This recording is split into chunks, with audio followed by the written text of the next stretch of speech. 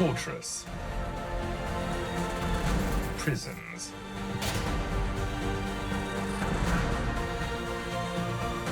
Towers.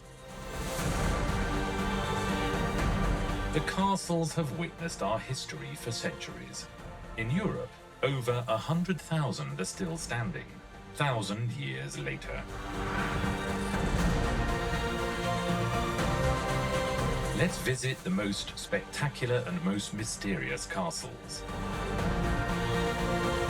We will discover the secrets that are hidden behind their walls. And we will relive their long-lasting legends.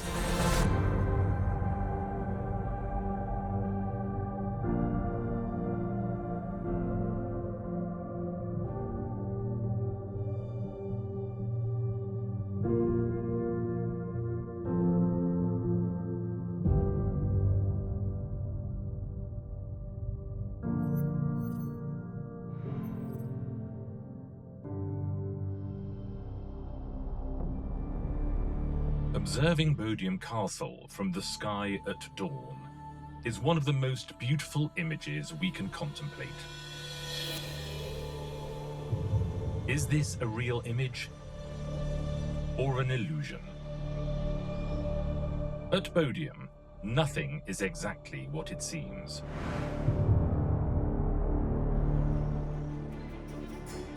Rising out of the water, surrounded by reflections that are both mysterious and evocative, Bodiam Castle was built in the 14th century using a marvelous trick. A trick that has been used for centuries in architecture, painting, and photography, and which goes by the name of forced perspective. Forced perspective is a very clever architectural trick which is used to make a castle appear bigger than it actually is. It was something that was done by the owner, Sir Edward Dallin Grigg, to prove that he was bigger, more important perhaps, than he actually was. And why would anyone want to use a visual trick with such a beautifully designed castle? So it was using trickery to fool advancing enemies into thinking it was a much bigger castle. And we also see that it's surrounded by a huge moat. And again, this was reflecting back the size of the castle in the waters, creating a much bigger impression than was actually physically there.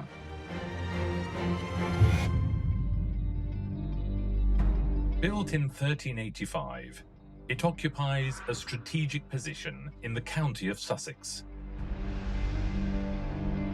Back then, the River Rother was navigable up to this point, and the kingdom lived in fear of a French invasion.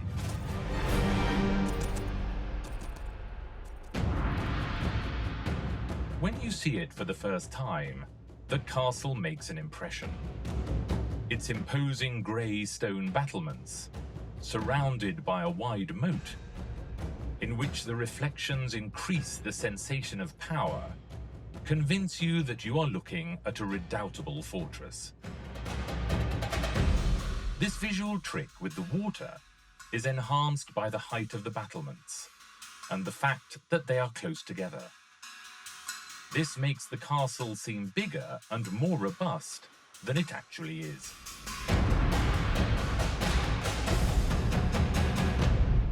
If you look at the battlements on the top, they're actually smaller than they would need to be in real life, as are the windows on the upper stories. And this creates the illusion of them being further away, and thus of the building being higher than it actually is. Everything is a question of appearances, and that is Bodiam's great secret. It has very little defensive capability. When you see its battlements up close, they are indeed small, and its interior is more akin to a private residence of the time than to a fortress. The castle itself is actually really small. It's a very, very minute, almost like a manor house, but the walls cast over the water just give it this false perspective and enable the viewer to think that it's much more big and much more impressive than it actually is. However, Bodiam has some great innovations to make the most of its size. Its owner, Sir Edward Dallingrig, drew on his experience in the war with France to import a number of details. Inside, we find an extraordinary curiosity: the water wells. There were wells in the center of each tower. One theory has it that this was to enable access to an abundant supply of water for boiling and pouring over enemies from the walls, or from the murder holes in the main halls if they managed to get in, but also for survival.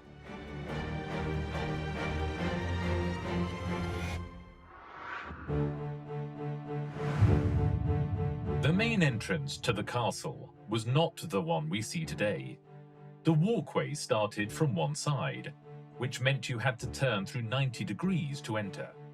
This prevented enemies from attacking the main door with burning carts launched in a straight line.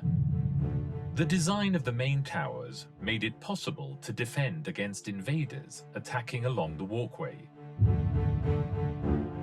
These towers and the bridge also feature prominently in two practically secret legends. One story from Bodiam is that there is a ghost of a red lady seen up in a tower. She stares at the horizon, her eyes fixed on something.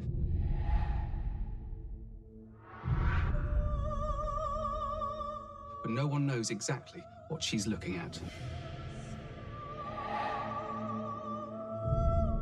Another important ghost story from Bodiam concerns a child that was seen by the castle custodian in 1994. This child was seen wearing Victorian clothes, something straight out of a Dickens novel, and he was walking across that bridge over the moat. He never reached the other side, though, and disappeared halfway across. Perhaps he fell in and drowned.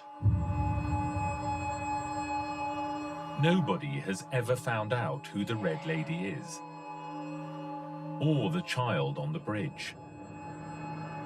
Some also claim that at night sometimes you can hear strange voices and chanting in indecipherable tongues.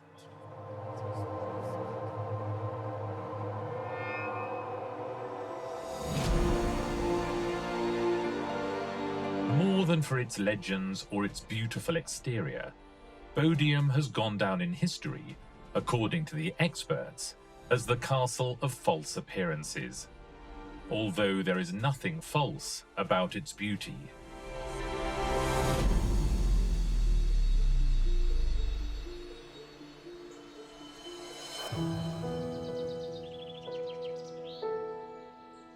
Nestling in kilometers of green countryside,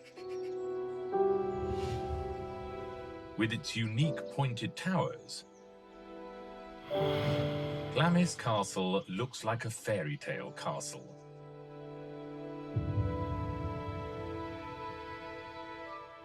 However, above and beyond the 1,001 luxuriously decorated rooms, and the fact that it has been the residence of members of the royal family, this fortress conceals nooks and crannies where demonic legends and sinister stories lie in wait. Glamis Castle has an extraordinary history. It's one of the most haunted castles in the British Isles. The origins of Glamis Castle date back to the 14th century, after Robert the Bruce, one of the most venerated leaders of Scottish independence, ceded the land to the Bowes-Lyon family. In the 14th century, the Lyon family owned Glamis Castle, but that became the Bowes-Lyon family in the mid-18th century, and the Bowes-Lyons were very important.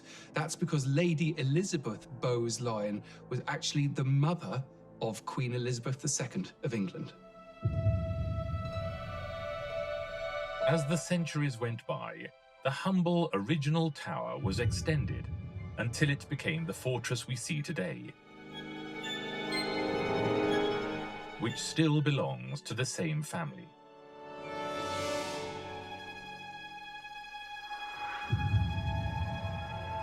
One of Glamis's most harrowing legends dates back 200 years, with the birth of the first son in the family line. What should have been happy news became a dark, tragic story. Thomas Lyon Bowes was born as the Master of Glam, which is the title of the eldest son, in 1821. And on his records, it says that he was born and died on the same day. And there has been a suspicion that actually he didn't. The dark recesses of Glamis Castle still conceal this secret in their depths, the story of what became known as the Monster of Glamis, a child who, it seems, may have been born with a deformity. And that there was a hideous birth, and that they tried to disguise this, but kept him alive. Why was he imprisoned? Well, some say it was because he was born deformed. Somebody even described him as being half man, half frog. And this terrible creature was kept locked up in the castle so as not to come into its true inheritance.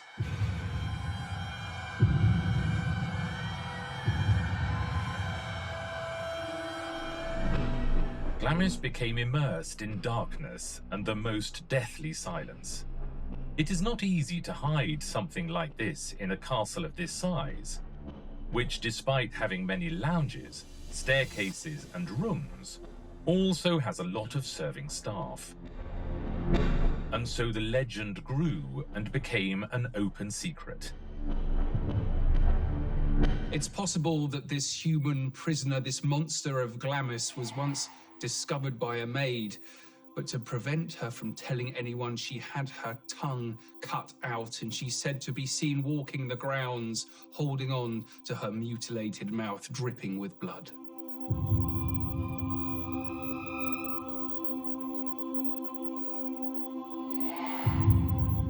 Glamis has an imposing presence.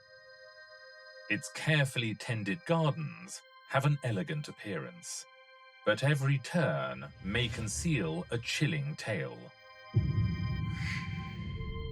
Glamis Castle has a reputation of one of the most haunted castles in Scotland, perhaps even in the world. And there are so many legends connected with it, it's difficult to choose any particular one. One of these macabre legends is that of Earl Beardy, a cruel aristocrat known for his love of gambling. Beardy is said to have been a violent and a dangerous man. He was also an alcoholic and a gambler. One night he was gambling at cards with a friend of his, Earl Crawford, and the night was getting late. His steward warned him and he said, "Sir, it is nearly midnight and tomorrow is the Sabbath." Beardy knew that he shouldn't gamble on a Sunday, but he said, "I will gamble until doomsday. I will even gamble with the devil himself." The legend has it that the devil did indeed appear to play cards with him. When the clock struck midnight, there was a knock at the door, and a tall stranger appeared. The steward left them to it, and there were soon noises, shouting, violence, and struggle. He came down in the morning. The stranger was still there, watching, and Earl Beardy and Earl Crawford had been engulfed in a ball of flame. It's said that that stranger really was the devil, and that Beardy and Crawford had gambled away their souls. The castle has been haunted to this very day, with the sounds of Beardy and Crawford struggling with the devil.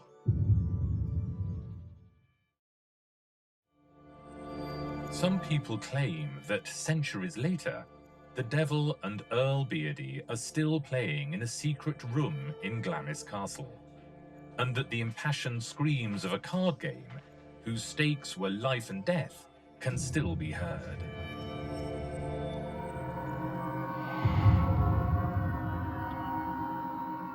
Another of the tormented souls that many claim to have seen wandering around the gardens at Glamis is Janet Douglas, the Grey Lady. She was accused of poisoning her husband, John Lyon, in 1528. And there was no evidence for this at all, but he was determined to get his way. And so he had her family tortured. And in the end, her son confessed. And so she was burnt at the stake alive. And her teenage son was made to watch her burn. How many generations of earls and countesses have heard the truculent stories of Glamis? How many secrets have been told in hundreds of aristocratic dinners? The walls of Glamis are full of secrets, and they will continue to be for a few centuries more.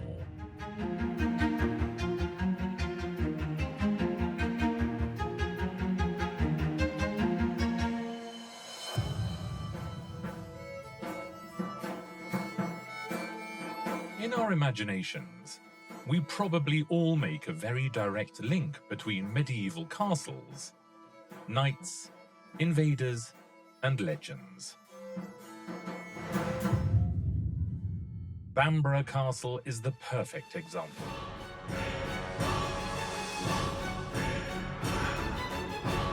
Bamburgh, built in the northeast of England in the 5th century, overlooking the North Sea, has witnessed Viking invasions and wars for power. The history of Bamburgh goes right back, and in 547, Ida, who was king of the Bernicians, conquered Bamburgh, and he probably conquered it from the islands off the shore, Lindisfarne and the Farne Islands. And he made a stockade there. Then, 50 years later or so, his descendant, King Athelfrith, gave it to his wife, Bebbe, and it's from her name that we get Bamburgh. Bamburgh gives us Bamburgh. The location of this enormous fortress was considered a historically strategic spot for the defense of the island by its different civilizations. The Normans then built a castle on this site, and it's their tower that forms the basis of the modern castle that we see today. This presence and importance was perhaps the reason why Bamburgh also took center stage in the greatest legend in medieval history, the story of King Arthur and the Knights of the Round Table. It's also believed that Bamburgh Castle might be the castle that belonged to Lancelot, one of King Arthur's Knights of the Round Table. It's said that Lancelot went there and he defeated 20 other knights in a very famous knight called the Copper Knight, and he named that castle Joyous Guard. This idea comes from the novel Le Morte d'Arthur, written in 1469 in prison by a knight who had fallen from grace, called Thomas Malory.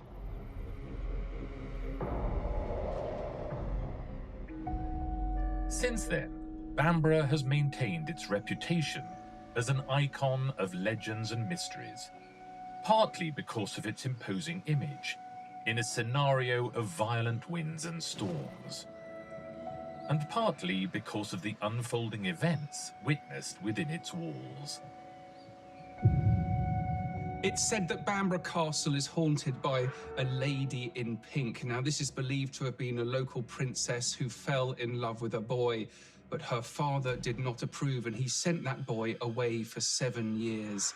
And then, in an attempt to help his daughter move on and to not feel that love anymore, he told her that her lover had died. This was not true. Now, to cheer her up, he got the castle seamstress to make her a beautiful gown in her favorite color, pink. And when she put on this dress, she then walked to the edge of the battlements and threw herself off them. And it's said that the castle is haunted now every 7 years, when the ghost of that lady walks down to the seashore and she waits for her lost lover.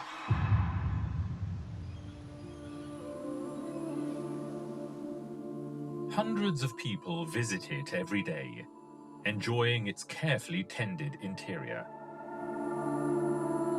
Discovering the stories of knights bordering on the mythological. Listening to narrations of epic battles against invaders from over the sea. Tragic tales of love and fantastic legends. If Sir Lancelot were real, he couldn't wish for a better castle.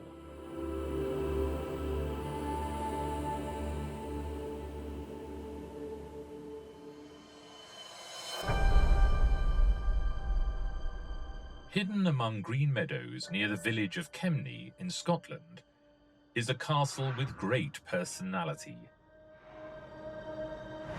Castle Fraser, the Castle of Secrets.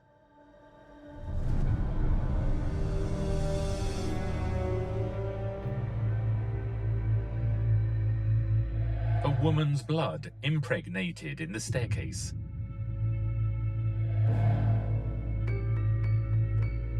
Notes of a piano being played at unearthly hours.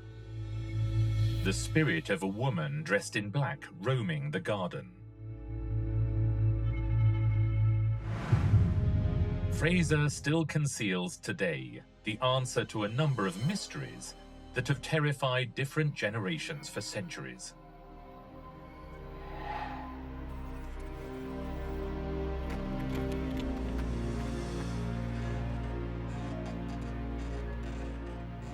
This castle's unsettling personality begins with its construction, which gives it a very original appearance in terms of shape. Originally, Castle Fraser was built as a simple stone tower. But then in the late 1500s, Michael Fraser decided to expand it with a tower on opposite corners. And so it's that structure where you've got the central tower and then an extra tower on opposite corners. That's what's called the Z plan. After that, two long wings were attached, which gives Fraser its most distinctive U-shaped design we can see today. The work involved the Fraser family in 60 years of refurbishment, with the original tower as the starting point. Many master builders were involved in the updating of the castle.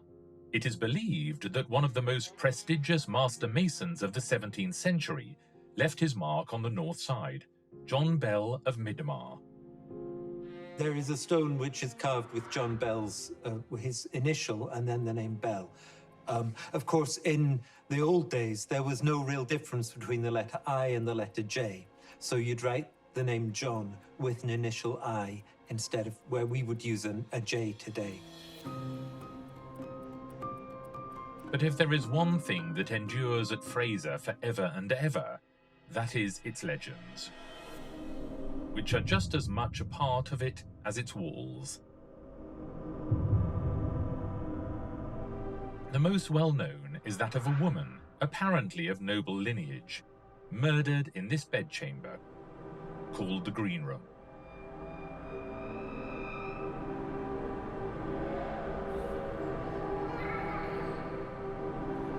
This mystery has always been shrouded in darkness, because, so the story goes, someone entered her bedchamber, murdered her, and then tried to hide the body. But at any rate, her bloody body was then dragged down the stone stairs of the tower in an attempt to get rid of the body. But these bloodstains could not be removed, and so they built wood paneling around the steps, which can still be seen today. The legend goes that the murderer was executed immediately, but the attempts to erase the blood were in vain. The identities of those responsible have never come to light. Sometimes the legends become entwined. Some believe that the ghost of a woman, dressed in black, could be that of a murdered woman, but this is not the case. The woman in black is actually the spectre of Lady Blanche Drummond, the beautiful wife of Earl Frederick, who died in 1874. She had consumption, which nowadays we'd call TB, tuberculosis. And so she was actually sent away down to Bournemouth, and she died in Bournemouth at quite a young age.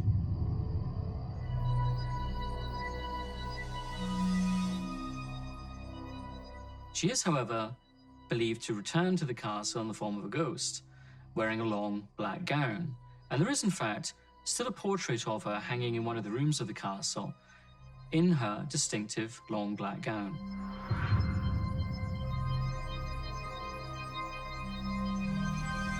Earl Fraser remarried, and it is said that his second wife was always extremely jealous of the beauty of Lady Blanche, whose portrait hung in the Earl's favourite room.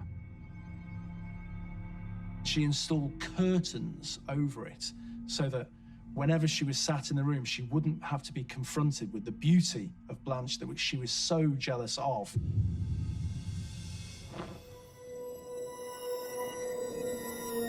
On many evenings, the castle's silence is broken by notes being played on a piano.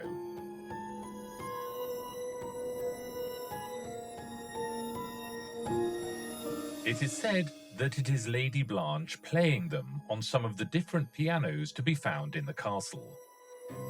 The melody can be heard in the surrounding area and along the main drive.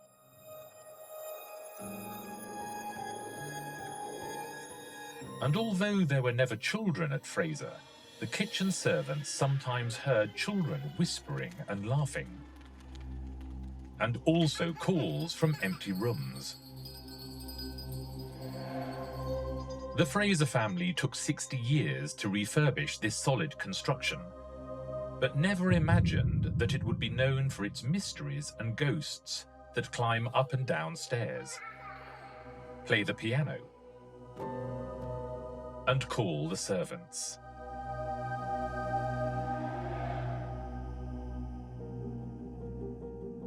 Does it have more secrets hidden behind its walls?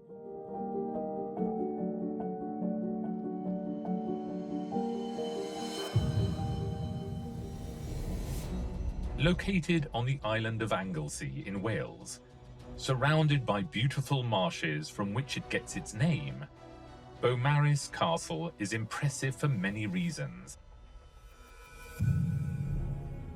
and some mysteries. The destiny of Bamburgh was to be the finest castle in the world, the best designed castle in the United Kingdom, to be an impregnable bastion. King Edward I was determined to create the finest military structure of its time. Bamburgh is almost the perfect castle. It's entirely symmetrical, and it was built as a huge bastion for Edward I in his invasion and conquest of the Welsh.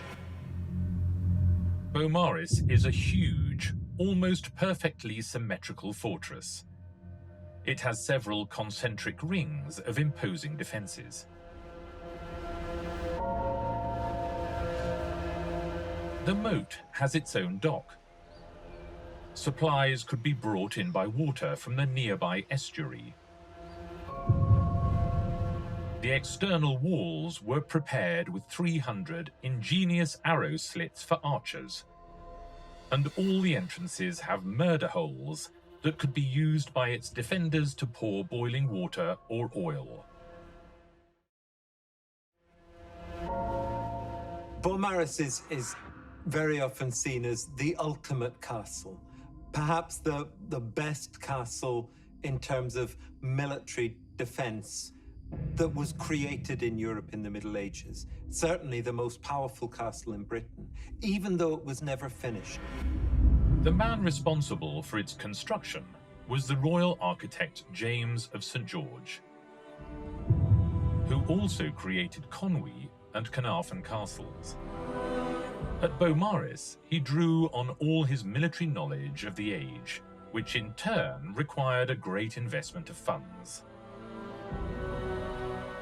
Edward spent a lot of money on Beaumaris, and it was possibly the most expensive project that he had. It should have been the crowning glory of all his Welsh castles. It should have been the crowning glory of the career of his architect. But in the end, he just didn't give the final bit of money that was needed to complete his work. Despite that, it's still the most impressive military architecture, I think, in the whole country from the Middle Ages. Thousands of labourers worked from dawn till dusk to build these walls. The health of many of them suffered with every stone they laid. So the construction of Beaumaris required thousands of labourers, and there is a legend that their chants and their work songs can still be heard reverberating around the castle walls to this day. This legend has various versions nowadays. It is said that these chants are actually the heart-rending laments of the exhausted labourers. Almost always when you build a large castle, then you're going to displace people. And so, yes, they will have moved people, and there'll have been a lot of resentment because King Edward I had just conquered Gwynedd, and it was the last stronghold in Wales. It was the last part of Wales that held out against English rule. Today, Beaumaris is a haven of peace and tranquility. At those times when the only sound is the leaves in the trees being swayed by the breeze, it is said that steps can be heard coming from the walls. Could it be the ghosts of those stonemasons trying to tell us something?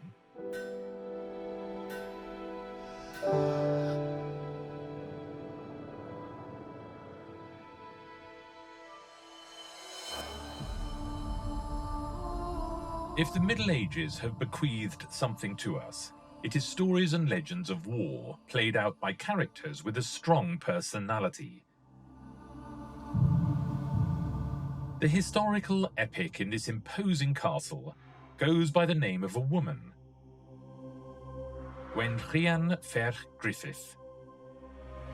Here, at Kidwelly Castle in South Wales, the beautiful Princess Gwenllian was decapitated during the fight to expel the Normans from this fortress, a struggle worthy of those medieval stories. And the legend has it that her headless body roams tirelessly around passageways, towers, and the surrounding area. Kidwelly is said to be haunted by a headless ghost. This is believed to be Gwenllian, and she was a warrior princess who was forced to raise her own army to defend her people against the invading Normans. Unfortunately, she lost the battle and had her head cut off, and ever since people have claimed to have seen her headless ghost looking on the battlefield for her missing head. 10th century scribes left a written testimony of the heroic deed of this young Welsh princess, who, in her husband's absence, tried to support the local revolts against the Norman invaders. Accompanied by 2 of her sons, she laid siege to Kidwelly, one of the most emblematic and carefully constructed fortresses of its time.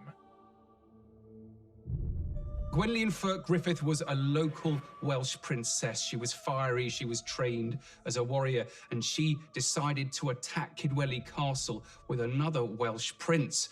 But that other Welsh prince, he betrayed Gwenllian, and he told the Normans of her position. She was outside the castle, blocking off a road into which supplies to the castle would come. The Normans rode out and they attacked her army, and in front of her eyes they rode down and killed her son, named Morgan. And then she was seized from her own horse, taken back with the Normans, and the Norman lord, Maurice de Londres, beheaded her. And her headless ghost has been said to haunt the castle ever since. The castle had all the elements necessary to make it difficult to conquer. portcullises on the only two entrance gates, carefully designed arrow slits that covered all the angles, towering walls at the steepest part, and a semicircular wall at the weakest part to make it easier to defend against any attack.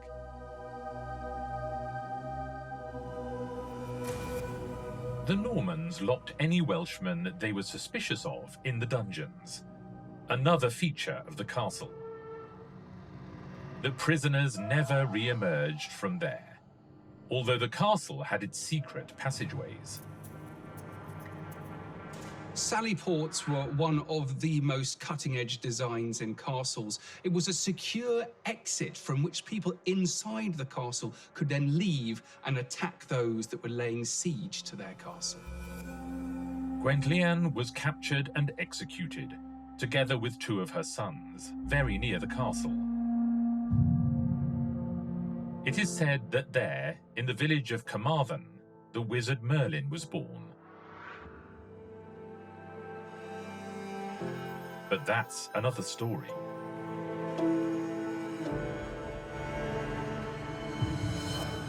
Seen from a distance, it is impossible to predict that this elegant castle, situated in Aberdeenshire, is the standard bearer of Scotland's enchanted castles.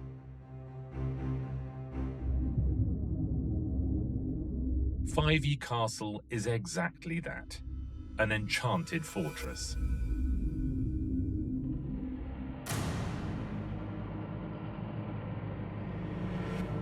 We are going to tell you the story of the most tragic and spine-chilling events that surround Fyvie. Apart from murders, secret chambers, curses and legends, it is said that up to 9 different ghosts have been either heard or spotted in spectral form in its elegant rooms.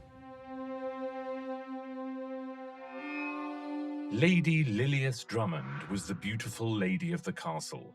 She had married the Earl, Alexander Drummond Seton, in 1592, a happy marriage. But then the children arrived, or rather, the daughters. Lady Lilias gave birth to 5 girls. Like all the noblemen of the period, the Earl craved a male heir to continue his line. He sought solace in the arms of a lover and focused his rage on Lady Lilias. Fyvie Castle is said to be haunted by Lady Lilias, who is known to have been kept prisoner and punished by her husband for failing to provide him with an heir. A rescue attempt was launched, but it failed, and she was punished again by having members of her family murdered and their body parts thrown past the window. Eventually, she starved to death in that very room. Legend has it that Lady Lilias died of starvation, but it is also said that she was murdered, and that the blood spilt in the room where she was locked away has never been erased. He remarried not that long after. He married Grisel Leslie, who was the cousin of Lilias. It seems that in the bedchamber, where the Earl and his new wife were celebrating their wedding night, sighs and strange noises could be heard. It was a night of panic and terror. The following morning, when they looked out of the window, they saw the name of Lady Lilias Drummond etched into the stone windowsill. It is still there today.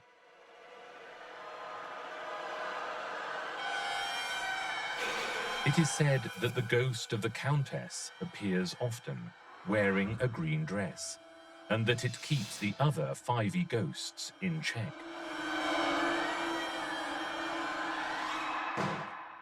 One of them is Annie, the girl on the stairs. Some say that actually she's been captured on film. Others say they've seen a ghostly adult walking away with her up the stairs. In fact, it's even claimed that she's been made contact with. And when asked if she minded visitors to the castle, she said no, because she had someone to play with. Nobody knows who she is. It is not known whether it is the soul of one of Lady Lilius's daughters or some other unexplained death. I don't think anyone really knows who she is or who she was, but she seems to be a friendly ghost. She's a little girl that likes to play on the stairs and likes to have people about because they're friends that she can play with. Another of the 5e legends revolves around a trumpet player called Andrew Lammy. He fell in love with the local miller's daughter called Agnes Smith, but the local laird had also fallen in love with her, and he made sure that Lammy was sent away in slavery to the West Indies.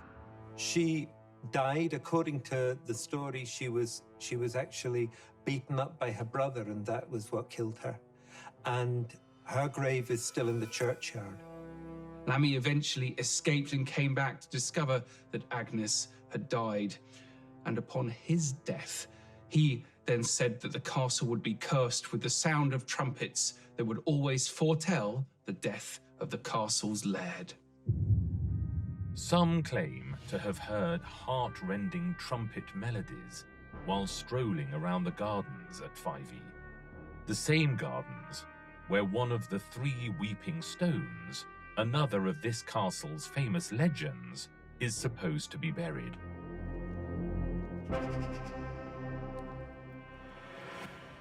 This relates to the period when it was built and comes from the Middle Ages. 5e Castle was built with stones taken from church lands, and Thomas the Rhymer said if those stones were not replaced, then there would be a curse on the castle. It would never pass down the male line for more than 2 generations. 2 of those 3 stones have been discovered, and it's said that they weep, that they produce water whenever a tragedy is about to befall the owners.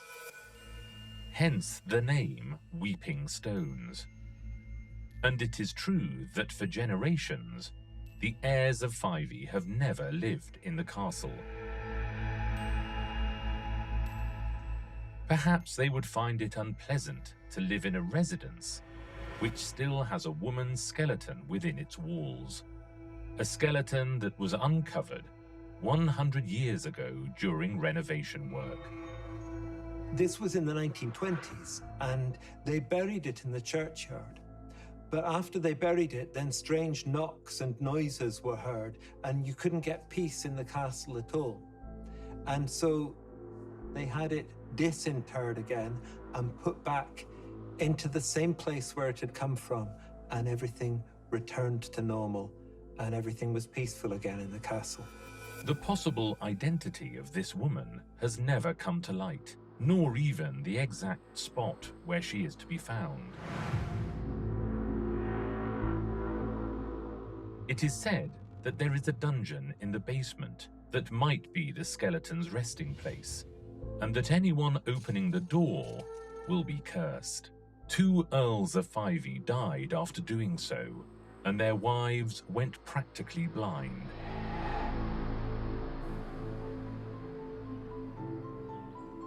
This is the outline of 5e Castle, Scotland's most enchanted fortress.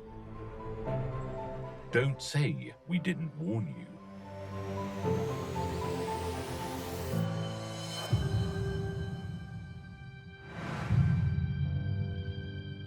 The view of Lincoln Castle in the north of England, with its famous prison inside, sends a shiver down your spine.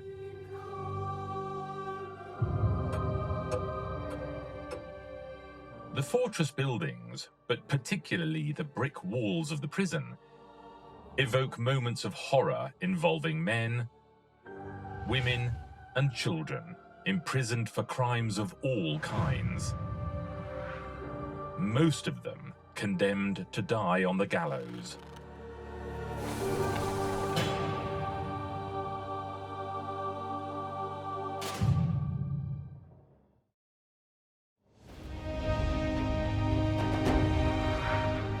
Bodiam Castle was built in the 11th century by William the Conqueror, a descendant of Vikings. This place has always been a settlement for warriors, Celts, Romans, Saxons, Danes. But its structure was converted into a prison in 1787. Lincoln Castle is fascinating for its layers of history, a Norman stronghold and also a prison. In a corner of the courtyard, a scattering of gravestones still exist in memory of the 38 prisoners executed on the gallows, the majority of them at the hands of an executioner who became sadly famous, William Marwood. Not everyone knows the secret of this cobbler turned hangman. Marwood invented the long drop hanging technique. He carried out years of research in an attempt to make the convict's death more humane. Using a longer rope than usual, the prisoner's neck was broken rather than them dying of slow strangulation. Somewhat macabre, it is true, but more compassionate than the previous method.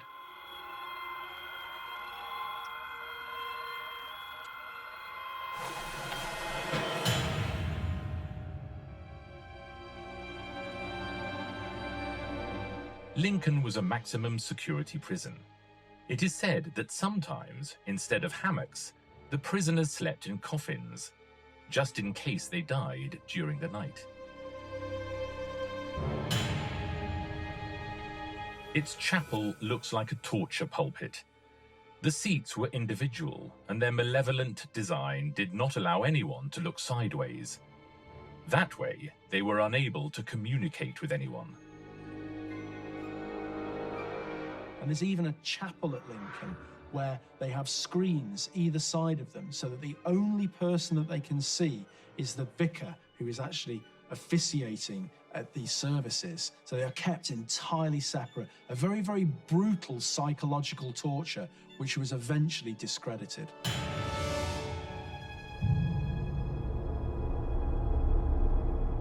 The legend of Lincoln has it that strange presences can be felt in the chapel, and a sudden chill is experienced.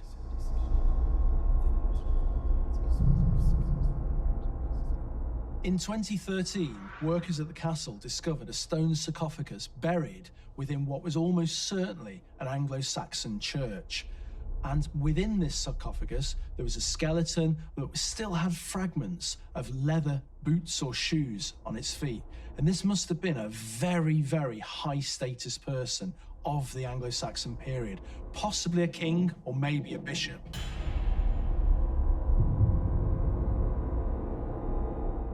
What is not in doubt is that this prison makes your hair stand on end.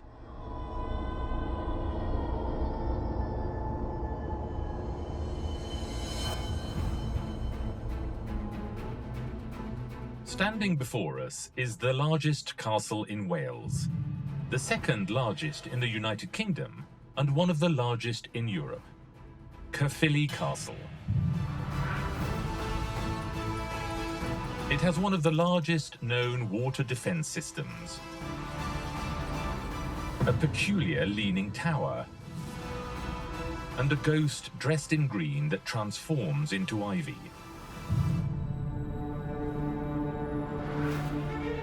Red Gilbert was given this nickname because of his red hair. A man with a fiery temper and violent character, he had Caerphilly built in 1268, in a display of power that can be seen from the large area of land it occupies, and from its enormous moat, which was a real feat of engineering for the period. Caerphilly has an enormous system of water around it. It's a whole sequence of moats and lakes and meres to create this enormous aquatic landscape, which is partly there to defend the castle, but also to demonstrate just how powerful its builder was by being able to tame the landscape in such a way. The design of Caerphilly Castle is remarkable. It's one of the earliest concentric castle designs in the country. That means that there's an outer ring of defense which mimics the inner ring, creating an area where an attacker would be exposed to fire. From the air, we can see Caerphilly's defensive rings perfectly. The moat, although not particularly deep, prevented enemy troops from advancing in the conventional way. We can also see from various perspectives the inclination of one of its towers, the so-called Leaning Tower. One of the more noticeable things about Caerphilly Castle is its leaning southeast tower, sometimes called the Welsh Tower of Pisa. But actually, with a leaning angle of over 10 degrees, it's leaning more than the Tower of Pisa. The tower has a leaning angle of more than 10 degrees, which is even more than the famous tower in Italy. It was said that it may have resulted from an explosion or an artillery attack. One of the towers at Caerphilly is leaning over at quite a crazy angle. It's sometimes rumoured that this was a result of slighting during the Civil War, but it's almost certainly a result of subsidence after the moat was drained and the land has actually moved, creating that lean in the tower.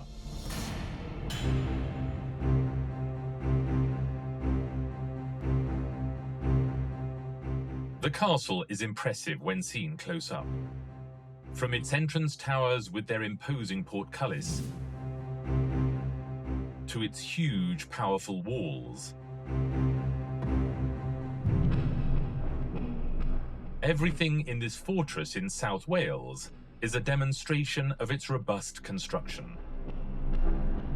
The peace and tranquility that pervades Caerphilly contrasts with a certain coldness in its interior. Perhaps this sensation is transmitted by a tragedy that remains alive in the memory. A love drama that ended in the worst possible way. Its protagonist is a lady dressed in green, Alice de Angoulême, the French wife of Red Gilbert. Caerphilly is also famous for its Green Lady. According to the legend, this was Red Gilbert's wife, Princess Alice, and she apparently had an affair. He, when he found out, had her sent back to France, and the unfortunate man she was having an affair with was captured and executed.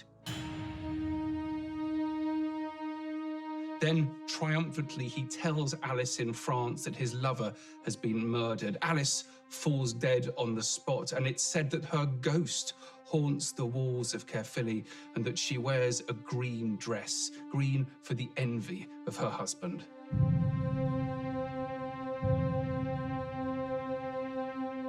It is also said that the ghost of the lady in green is given this name because it can transform itself and appear in the form of the vegetation that is permanently present in Caerphilly.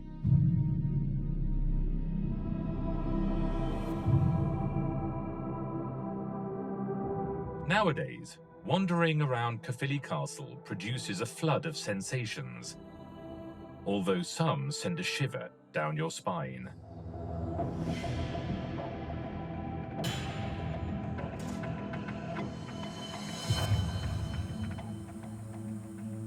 In the estuary of the River Conwy, on the north coast of Wales, this impressive fortress bearing the same name rises above the water. It was intended to control the coastal areas and prevent incursions into the territory along the river. Conwy forms part of the group of castles built on the orders of King Edward I after conquering Wales at the end of the 13th century, like Beaumaris and Carnarvon. Of all of them, Conwy was the most expensive. It is said that the king invested almost £20,000 at the time in creating this defensive wall, fearing a Welsh revolt. As part of Edward I's invasion and conquest of Wales, he built the Iron Ring around North Wales, a system of castles which included the Castle of Conwy. So he built these 3 castles, and Conwy is one of the most impressive. And it's a concentric castle like the others, and it's the work of his great mason, James de St. George. The royal architect looked to take advantage of the rock on which the castle stands to prevent tunnels being built by possible attackers. It has 2 wards, an inner one and an outer one, which overlooks the coast. Its 8 towers have walls more than 4 meters thick. The castle is also built on 2 levels, thanks to the land and the design of its walls. Conwy Castle has an outer curtain wall, and then inside that you have another castle. And so when people take the outer wall, then they've still got a castle to take inside that. And the relative heights are such that you can shoot down from the inner castle onto people in the outer castle. Unlike other castles in Wales, Conwy's construction was adapted to the land and thus did not have a concentric floor plan, and also lacks an imposing entrance. Access to it was over a bridge crossing the estuary, which gave it an extra element of security. So Conwy has a very, very elaborate defensive system which involves gate after gate after gate with portcullises and arrow slits and fields of fire to ensure that it was an incredibly difficult castle to take. The siege to which King Edward was subjected in Conwy by the Welsh years later meant that it was adapted to his presence for a number of years. Notably, the religious part. It's said that the castle was once built near a monastery, and in spite of all of this enormous military architecture, that sense of the place being religious has never left, and it's known to be haunted by monks. And it is said that today the monks can still be seen. And remarkably, they seem to be levitating monks. People have seen them rising up into the air.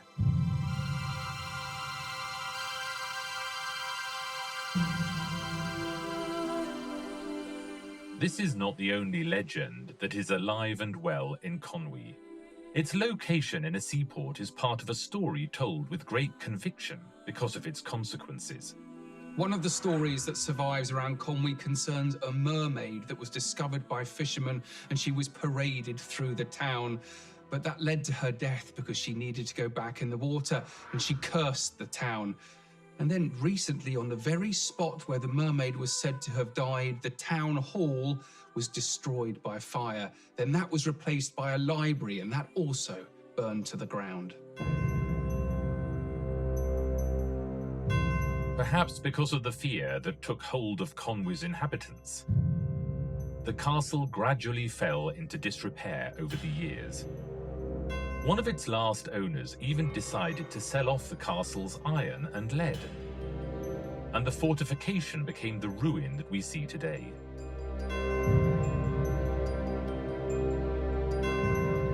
A gloomy, desolate ruin, perfect for telling stories of cursed mermaids and ghostly monks.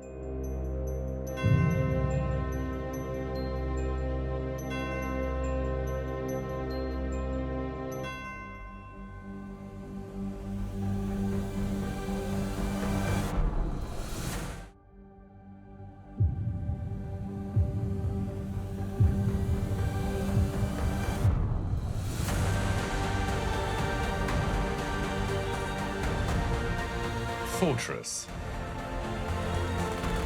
prisons,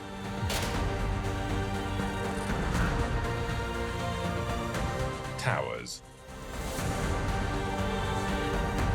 The castles have witnessed our history for centuries.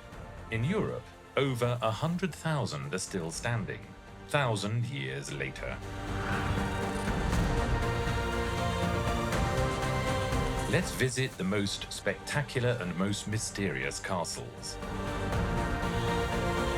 We will discover the secrets that are hidden behind their walls. And we will relive their long-lasting legends.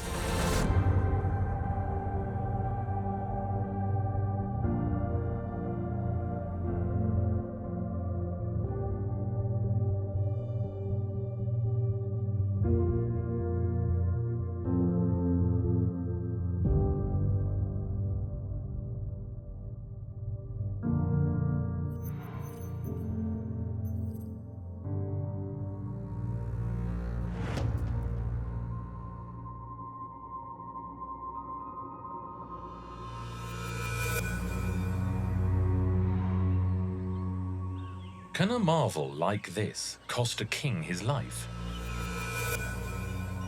The 13th of June, 1886. In Lake Starnberg, Bavaria, two bodies appear floating on the water. One of them is the psychiatrist Bernhard von Gudden. The other, his patient, King Ludwig II of Bavaria, also known as the Mad King. The official cause of death? Suicide. But was it really suicide? Or a murder?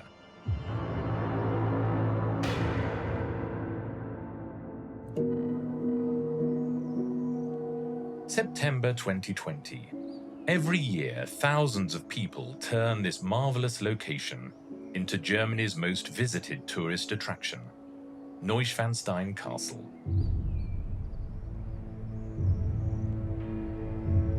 What is the mystery that links this huge castle and the two corpses floating on a lake?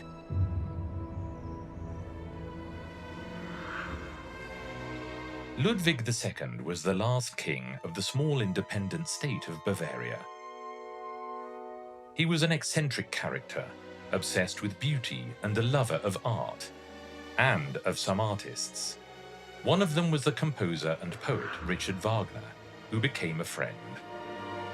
For Ludwig, this friendship is a bit like a replacement of a father. Wagner was older than him, and so he was looking for a father figure in this great composer whose work he admired, and he saw him as a companion who he would recreate this medieval world with. Ludwig II was captivated at the age of 16 when he attended one of Wagner's operas for the first time. The opera was Lohengrin, a fairy tale forming part of the Swan trilogy. And this may have been the case because a few years later, he dedicated all his effort and the kingdom's money to building Neuschwanstein, which means New Stone Swan.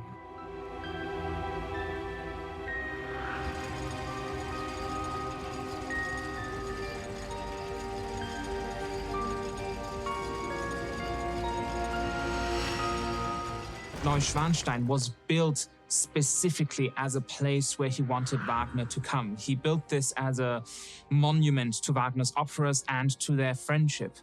And the tragedy is that Wagner never set foot in that castle.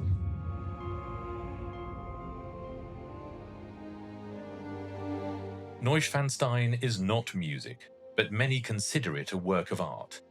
Its composition of walls and towers seeks harmony with the rivers and mountains that surround it. Its construction adheres to the canons of the Romantic current in architecture. Perhaps this is why the building has no defensive installations, but it does have 200 ornately decorated rooms.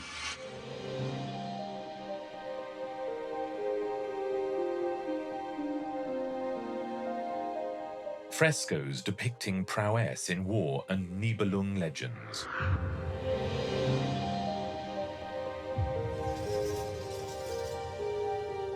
and royal halls fit for the role, although the golden throne was never actually installed.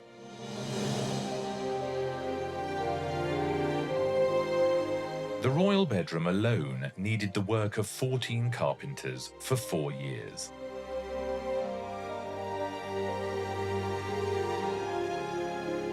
He wanted to be that prince who slaying dragons and rescuing princesses. You know, the circumstances of his life, the times in which he lived in, really didn't allow for that. Ludwig II personally directed the decoration and spared no expense. He had abandoned his responsibilities to focus on his romantic work. Apparently, he wanted to go down in history as the creator of an enormously transcendent work of art, with the kingdom's money. He was an extremely wealthy nobleman, but even that was too much. He was so obsessed with the castle that the doctors diagnosed him with schizophrenia. He started borrowing money, and that became a problem. And so he was a parliamentary monarch. He wasn't an absolute monarch who could just decide what to do. He had to ask Parliament for money. So he asked them for a loan, and they refused. And as a matter of fact, they decided to declare him insane. He was never seen by a doctor, and the whole report has this very dubious background to it. A few days later, a group of men loyal to the Munich government arrested him and took him to a stately home on the shores of a lake, where he appeared drowned the following day. Was it suicide, as officially stated? Or were there vested interests in killing him and placing a successor on the throne? But the fact that she believed that she would tell people this shows you that immediately after his death, people just couldn't accept that he drowned. If he drowned, it is quite likely that it was not accidental, because he was a very strong swimmer, had been since childhood. So either it was a suicide or it was a murder, or maybe a mix of both.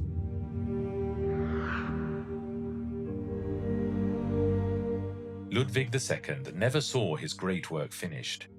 Although it was opened to the public a few months later, the design was so complicated that it took almost 20 years to finish. Whether mad or a genius, Ludwig II left this unique picture postcard as his legacy. Neuschwanstein is Germany's most famous and recognized castle.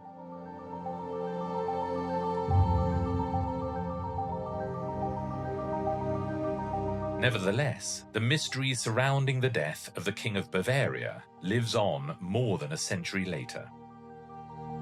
That mystery will always remain. And perhaps that's what Ludwig II would have wanted for himself. One of the sayings attributed to him was that he wanted to be the greatest enigma for himself and to others. And that's how he has ended his life and remains today, a great enigma to us all. Authorization has never been given to exhume the body to find out the real cause of his death.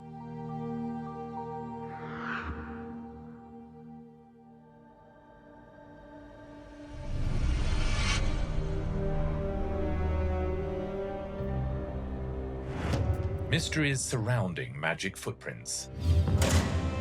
Legends of witches. Secrets concealed in giant barrels.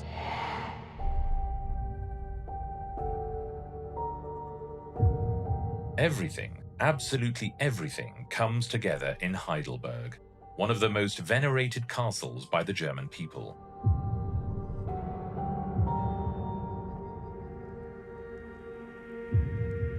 Whether because of its unusual red color, or because it is a fine example of romantic architecture, Heidelberg is a monumental palace that maintains its elegance despite a large part of it being in ruins.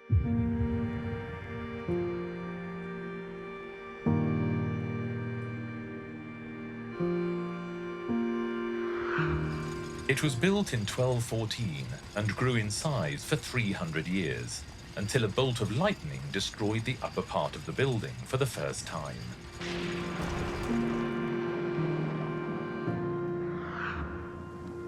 2 centuries later, another bolt of lightning caused another fire, leaving the palace practically burned to the ground. Bad luck? Dark forces? Spirits? The name of the city, Heidelberg, there is a reference to the mountain behind the modern city, the Heidelberg, which was a sacred site to the Celts and people who lived in the area in the centuries before the birth of Christ. So there have been many archaeological discoveries made on that hill. It was a place of great power to them.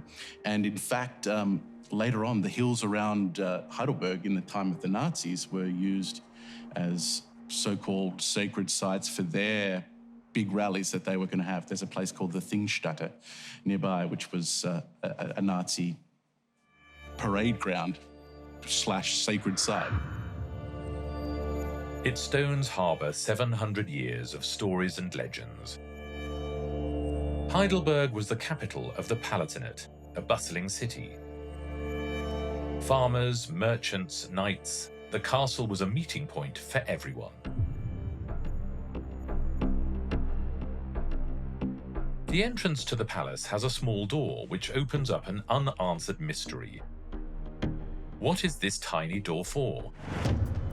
Or who is it for? The entrance has an iron door knocker, a ring typical of the period, but it has something strange. An unusual cleft.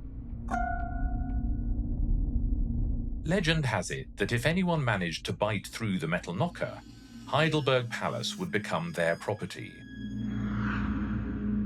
Hundreds of powerful men tried it, breaking their teeth in the attempt. But then a little old lady turned up, and she said, "Oh, I would like to have a go at that, because I would really like to have the castle."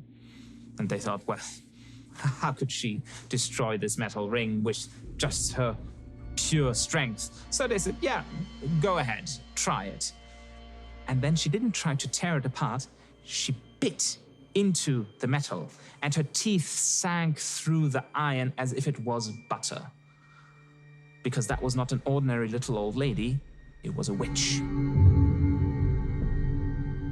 Apparently, she tried it with all her supernatural strength, but only managed to make a cleft, a visible mark in the cast iron, which has remained intact until today. The story goes that her failed attempt so annoyed the sorceress that she laid a curse on it as she left.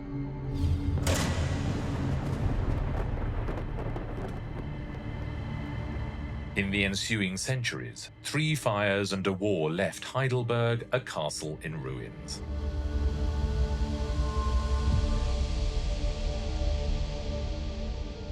On the castle's great terrace, a deep footprint on the floor is the source of another mystery. Whose footprint is this? It is said that a handsome knight was trying to seduce a married lady when they were caught in flagrante, in a room whose balcony overlooked this terrace. The legend has it that the knight leapt from a height of several meters and left this deep impression, not only on the lady, but also in the sandstone floor. There's a legend that any man whose foot fits into that footprint is just as great a lover as he was.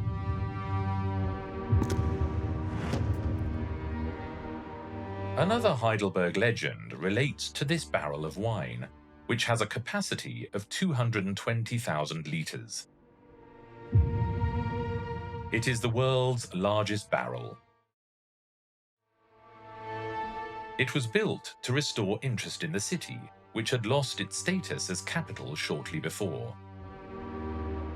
It is 7 meters high, 3 meters wide, and 8.5 meters deep. A stage was even built on top so that an orchestra could play there.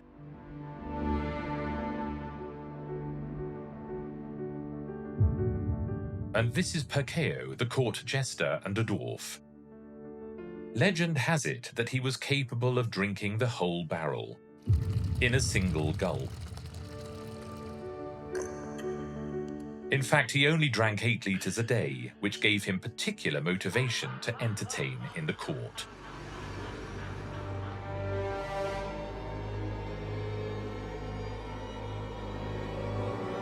It is said that Pacquiao had only ever drunk wine.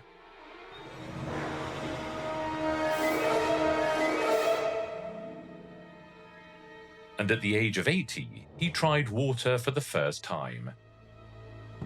He died the very next day.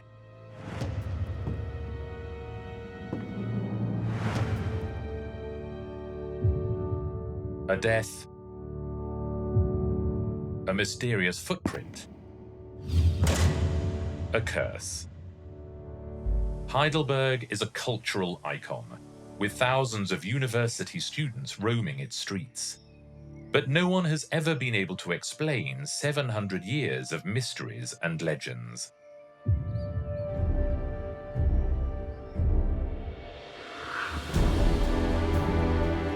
We arrive at one of Germany's most emblematic castles, Liechtenstein Castle.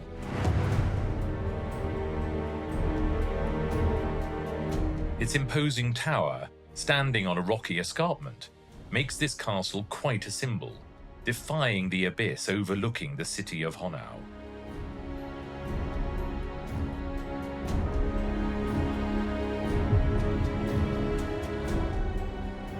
The rock on which it stands forms part of its history, and of a little-known legend about the disappearance of 3 young people.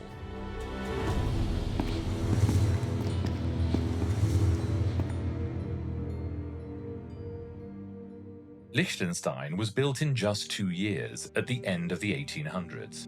It was constructed on an old walled fortress, using the light-coloured stone that makes it a singular castle. One of Germany's most visited. The architect of this spectacular work was Duke Wilhelm von Urach, the nephew of the king, and quite a character.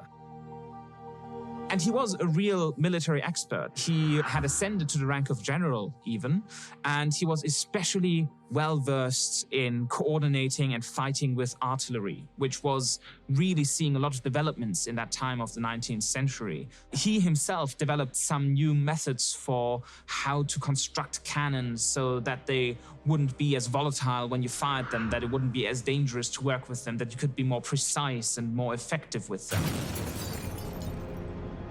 He made a number of contributions, such as reducing recoil in cannons, as well as researching improvements in munition.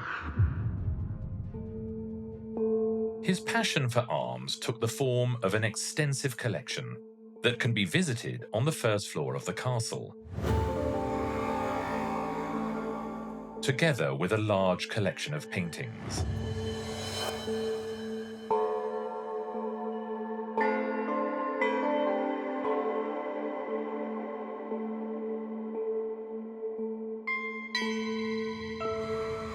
The Knight's Hall is practically an art gallery. Hanging on one of its walls is the famous painting of the Archer of Liechtenstein.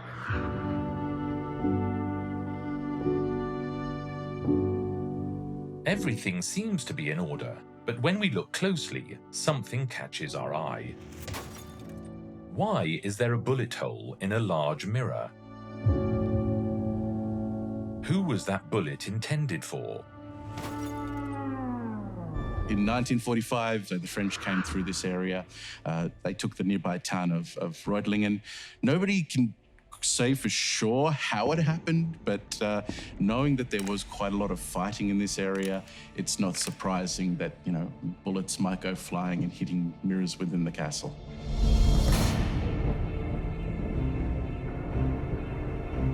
The Allied soldiers discovered a number of passageways that could be used for escape in case of emergency or siege. 2 of them end a few meters beneath the gallery, which gives access to the main door. But there is a third gallery, which emerges in a rocky area beneath the entry bridge. an opening in the rock, partly concealed by the scrub. During the Middle Ages, it was very important to have an escape route. If your castle was under siege or you were about to be taken by enemy forces, having a tunnel where you could send everybody out was a really good investment. These tunnels could also be used as stores for food and supplies. Liechtenstein's most secret legend, one which is little known, has it that 3 young people disappeared through one of these passageways after being discovered stealing precious objects. Some even say that the stolen booty was a royal crown. According to the legend, the young people never reappeared in the town.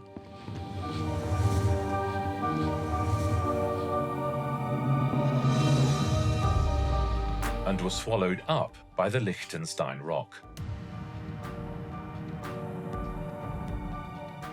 Discovering whether this is a legend or an unanswered secret continued to be a mystery locked in the Liechtenstein Tower 100 years later.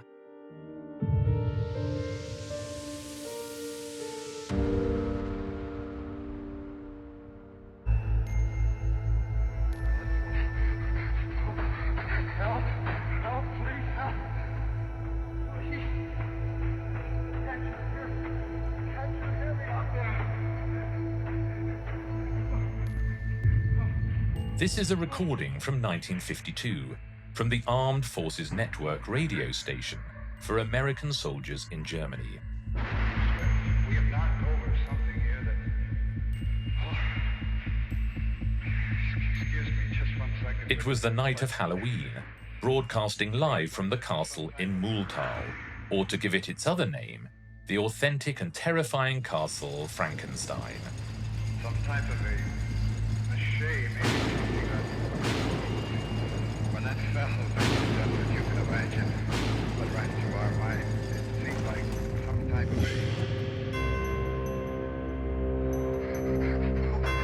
Help, please, help. What started off as a macabre joke ended up in panic, the same panic that comes from knowing how the legend of Frankenstein came about.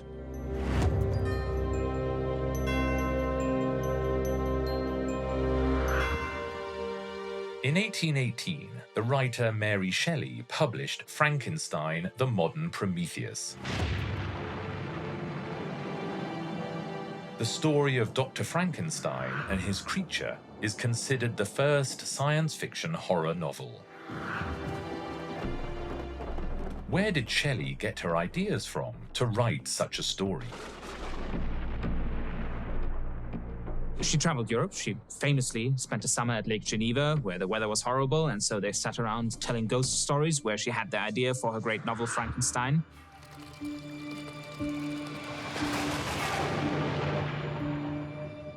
As a 17-year-old, Mary Shelley appears to have visited this castle,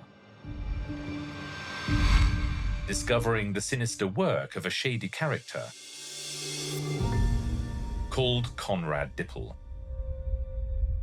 Now, he had the reputation as an alchemist, but he was also something of a wild intellect in his day, arguing on the religious controversies of the period, even changing sides in the debates, and was imprisoned for heresy for a period of 7 years. He was also accused, for example, of killing a man in a duel, and others said that he robbed graves, he experimented on corpses, and had even made a pact with the devil. Dippel returned to the castle as an expert alchemist. He had created the color known as Prussian blue, which brought him considerable income at the time. This allowed him to return to devote himself obsessively to experimenting with corpses. His obsession? Bringing the dead back to life. What Dippel had in fact discovered, which was known as Dippel's oil, was a tarry, smelly substance formed from the destructive distillation of bones and animal skins. Its only real value is as an animal and insect repellent. He said that he had created an elixir of life which could reanimate dead bodies. It was said that Dipple had made a pact with the devil. Fear began to take hold of the local inhabitants until they discovered him dead in the basement of the castle, surrounded by fragments of mutilated bodies and with signs of having poisoned himself with one of his potions. So Dipple was believed to have died during an experiment in his laboratory, and his body was found, foam at his mouth, and in a terrible, contorted state. Perhaps he had tried his own oil and in an attempt to live longer. Several days later, his laboratory went up in flames.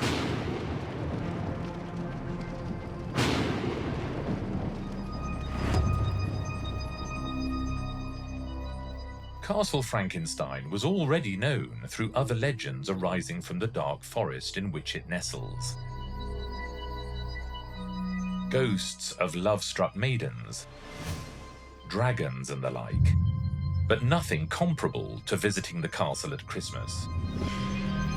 It is said that Dipple's ghost appears sitting on the chapel roof, uttering heart-rending cries to the monster.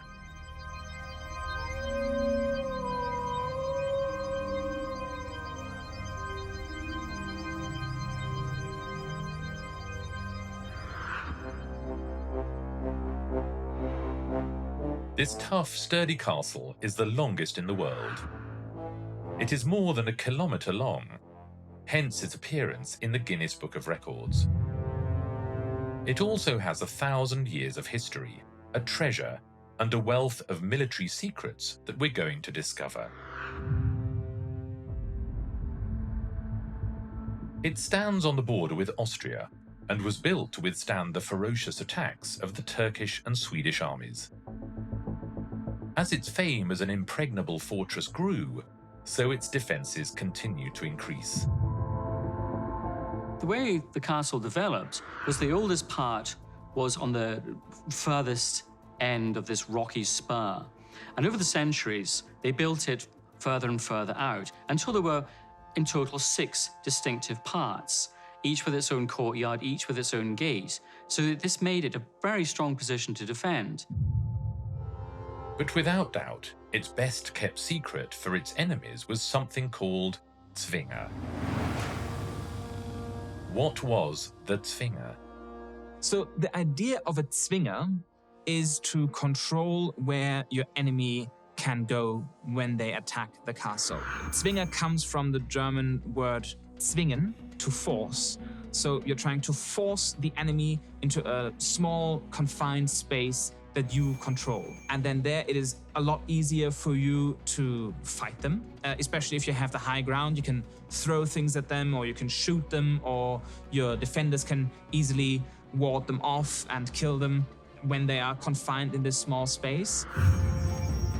The defenders of the castle waited for the Zwinger to fill with enemies, and then bombarded them. All those unaware of Burghausen's secret would die like flies in the fortress's intricate labyrinth.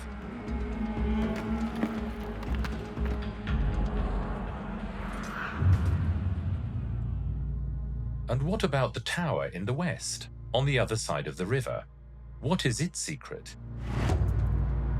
Its name, Powder Tower, leaves no doubt about this. This is where the arms and the gunpowder were stored.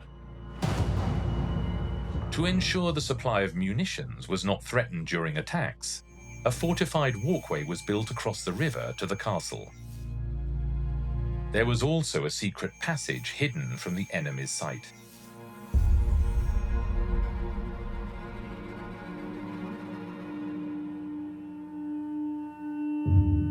What was Burghausen guarding so jealously in its interior that it needed such a system of defense? An absolute treasure of gold and silver coins.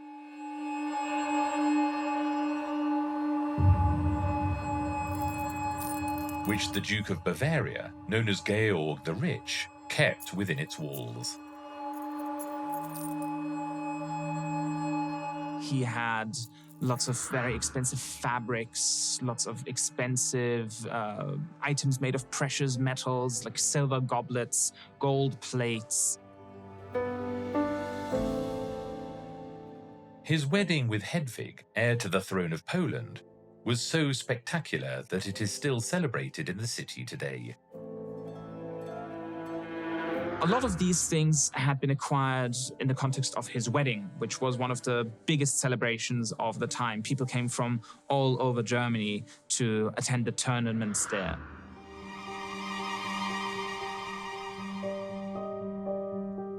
Burghausen continued to expand until it became the longest castle in the world.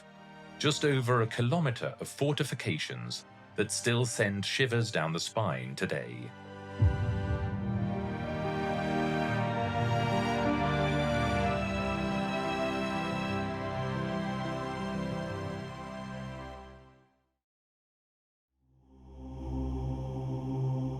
This medieval tower, standing on a small island in the Rhine, conceals one of the most macabre stories in the area.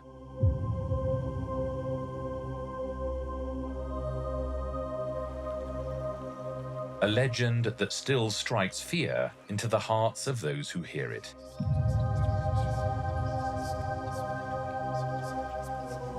The Mouse Tower is an example of tragedy and blood, based in the reality of a dark and almost inhuman period of history.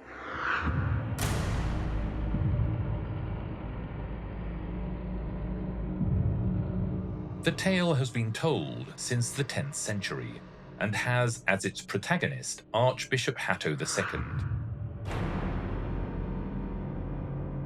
A cruel and tyrannical ruler, he oppressed the local peasants and demanded tributes from ships sailing down the river, threatening them with archers and crossbowmen from the top of the tower. But the Archbishop's wickedness, it is said, could be diabolical.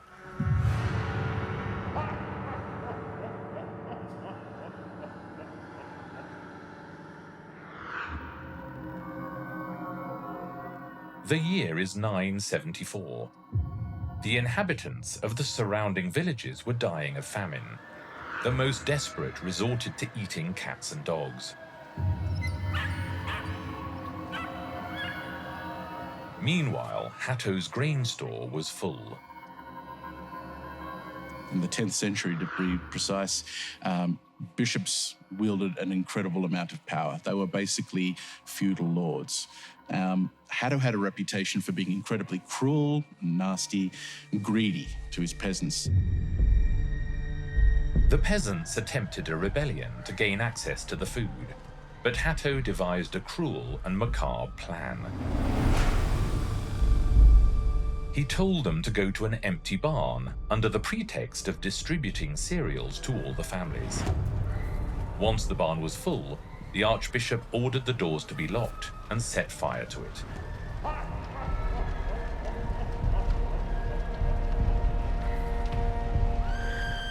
The screams were heartrending. In a corn store and had it set on fire. And as they were screaming, as they were burning to death, he allegedly said to one of his entourage, "Look how the mice are shrieking." After the massacre, he returned to his castle. But he was besieged by an army, and not just any army. These were mice. Thousands of mice.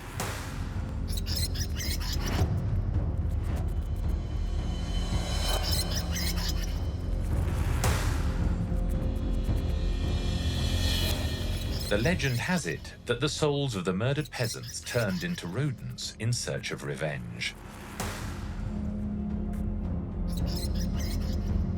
The incredulous criminal took refuge in the tower.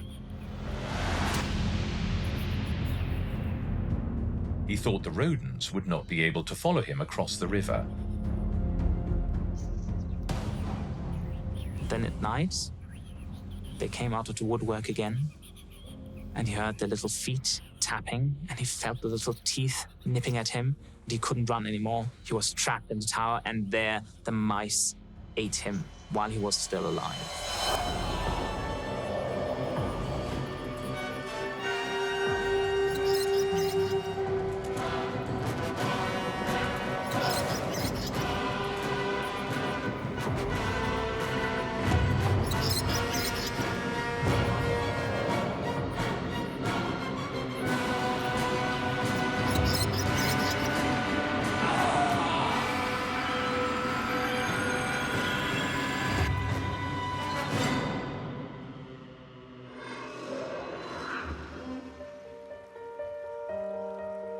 Documentary sources confirm the existence of the Archbishop of Mainz, a man named Hatto.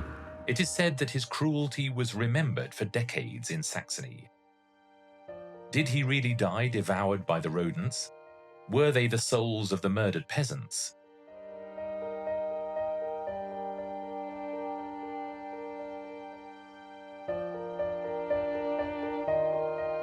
Only this pretty little tower, still standing in the middle of the river, knows the truth.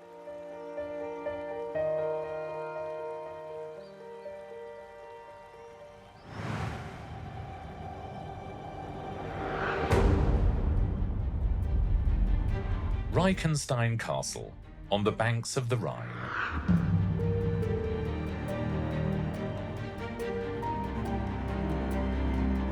A terrible legend is concealed behind these dark stone walls.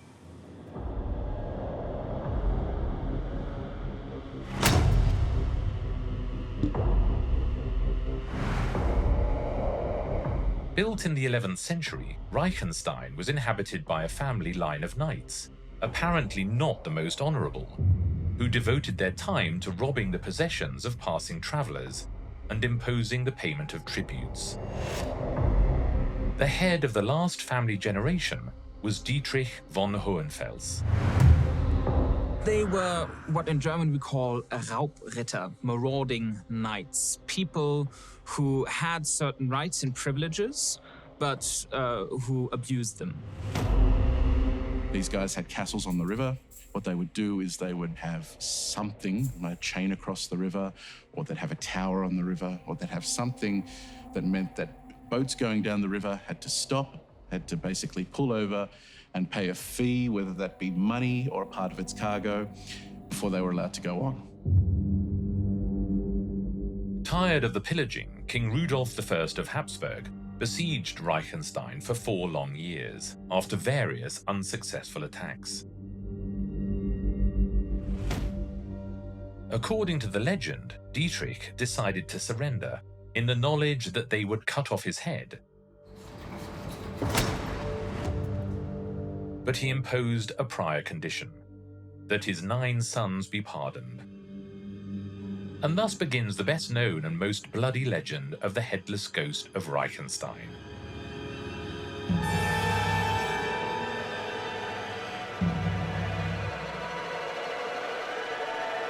The king agreed to his request, but imposed an impossible condition.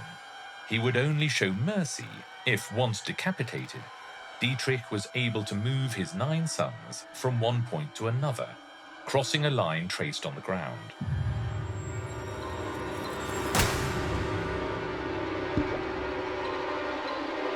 The executioner's axe came down on the robber's neck. And then, Dietrich's decapitated body stood up, and taking his 9 sons one by one, managed to move them to the other side of the line.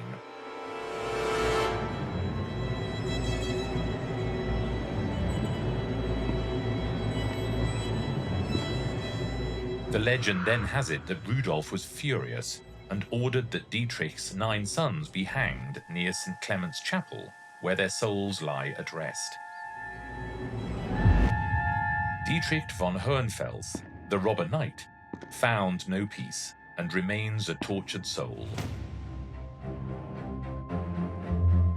8 centuries later, a museum and a hotel now stand within the walls of Reichenstein. But the headless ghost of the robber knight who tried to save his sons can still apparently be seen wandering the battlements, staring at the chapel.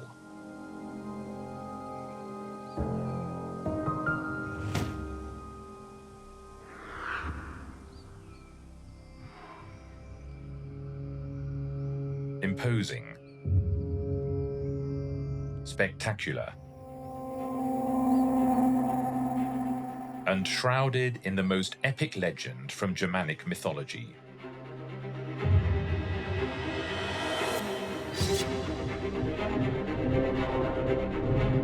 We are in Drachenberg Castle. whose stones are steeped in the story of Siegfried, the great Nordic hero. A legend bathed in blood and death.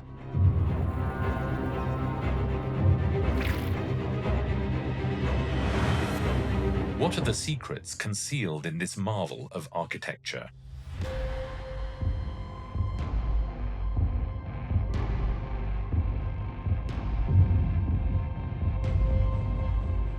The mountain is called Drachenfels, which means Dragon's Rock. This is the starting point for the story of Siegfried, the legendary hero who managed to slay the dragon and bathe in its blood.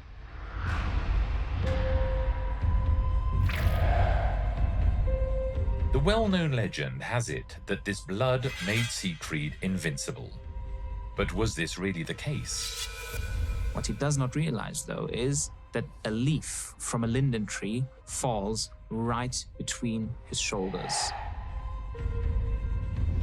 So there's one spot that the dragon blood does not touch. So there's one spot on his body that is vulnerable. And that weakness led to his death, when he was run through with a lance just at that point.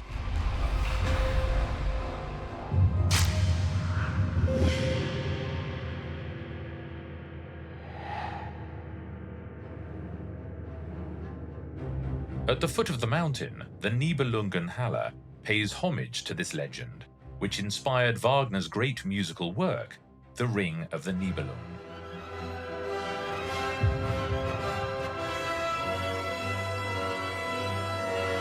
It is said that it was here, in this exact spot, where the dragon died, where everything happened, Drachenfels. Can a medieval story impregnate the walls of a 19th century castle?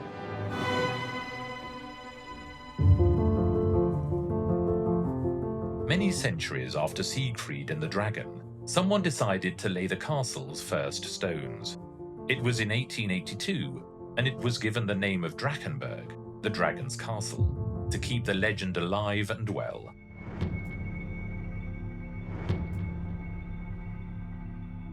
Drachenburg is one of these castles that was built in the 19th century. It's not a medieval construction, but it's built to sort of reflect a German history that really didn't exist. It's kind of a very, very colourful, very stylized, very chivalrous view of the past.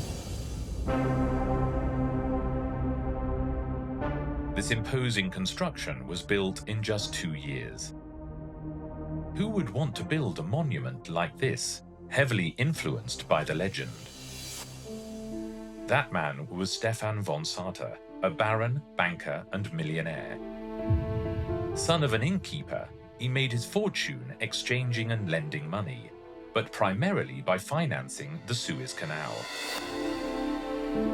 But that wasn't enough for him. He also wanted to establish his own castle, like any true knight, and so he devised a plan to build Drachenburg. Von Sarter never lived there. He devoted time and money to it, but he only used it to receive visits.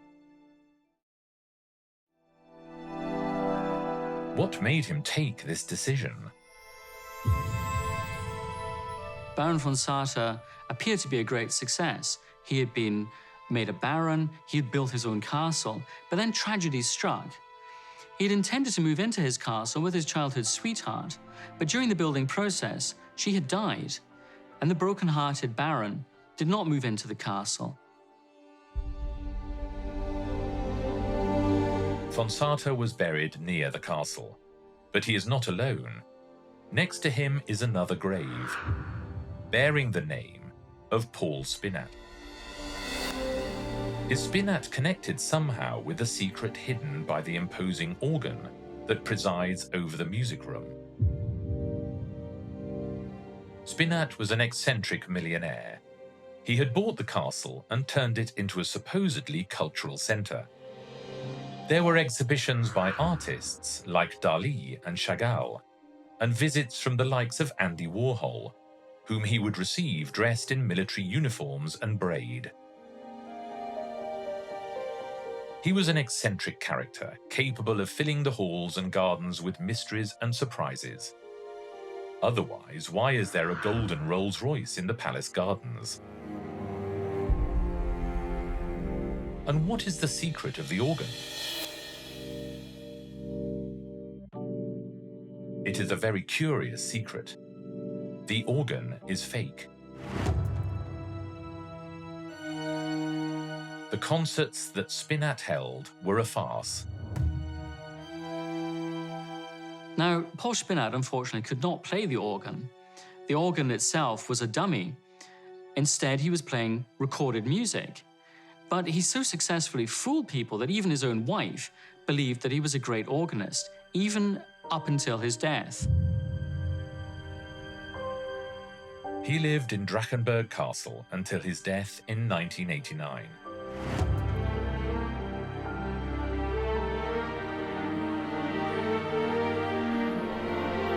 Three deaths, a legend, and a number of curious secrets enclosed within the walls of Drachenberg. One of the most beautiful constructions of this type we can find. A peculiar castle, without a doubt.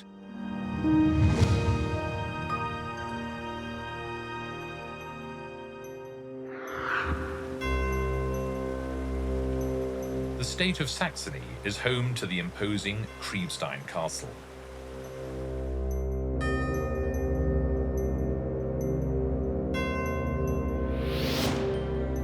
Its craggy outline overlooking the river and its strong walls conceal stories of war and interminable sieges. Kriebstein projects a powerful image that clashes with the female protagonist of its main legend. A legend that relates how a woman's intelligence defeated a powerful army and made its king a laughingstock. Kriebstein Castle was built before 1400. And just a few years later, the knight Dietrich von Staupitz and his men conquered the castle. The surprise assault offended the sovereign prince, Frederick the Belligerent. Several months of siege left the fortress's inhabitants without food, and some of them could resist no longer.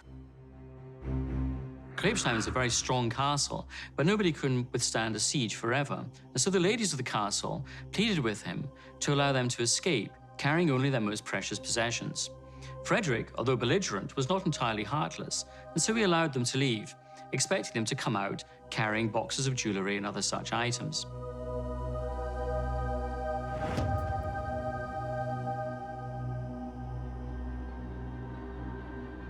What was the surprise awaiting Frederick?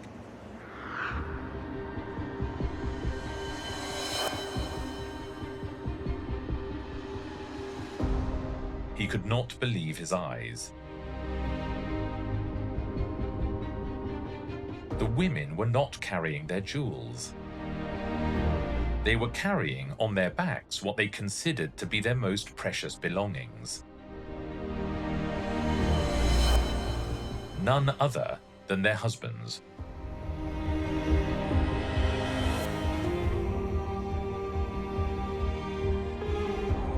Imagine his surprise then when the ladies came out of the gate carrying their husbands on their backs.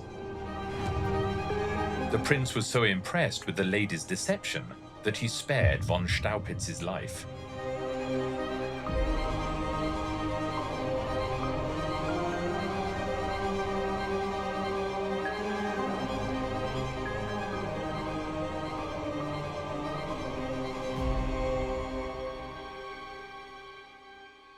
Kriebstein, however, has revealed a much more recent secret. 1986 saw the discovery of a hidden chamber containing treasure. Various precious possessions hidden there by Heinrich Graf von Lendorf, a German army officer. In the closing years of World War II, in 1944, the Graf von Lendorf, who had ownership of the castle, moved a lot of his valuable objects. We're talking paintings, statues, very, very valuable books that, tell us a lot about the past, and brought them to the castle. With the German army now in full retreat, von Lendorf formed part of the group that made an unsuccessful attempt on Hitler's life in July 1944. He was arrested the following day, and although he escaped twice, he was hanged 6 weeks later.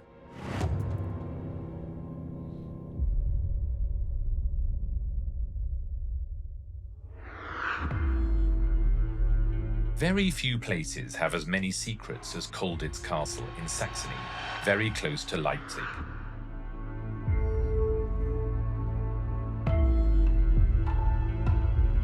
This medieval fortress, dating from the 11th century, has witnessed many moments of human desperation. Its enormous walls, some of them 7 meters thick, stifled the cries of psychiatric patients for 100 years. And struck fear into anyone held prisoner in its cells. At that time, legends began to develop. In this case, legends that were completely true.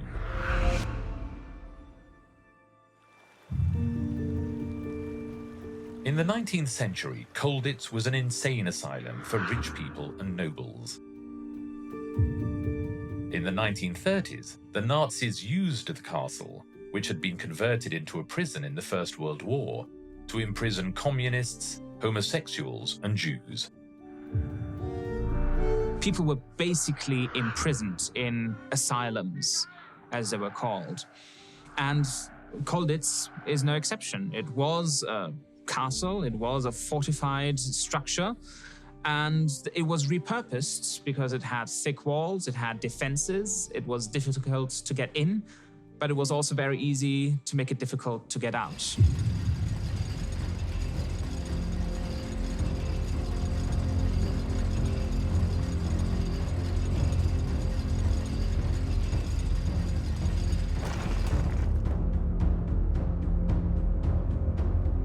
With that experience in mind, in the Second World War, Hitler's command decided to send the most escape-prone Allied officers there. From 1940 onwards, Polish, French, English and Dutch officers, most of whom had already made escape attempts, began to arrive.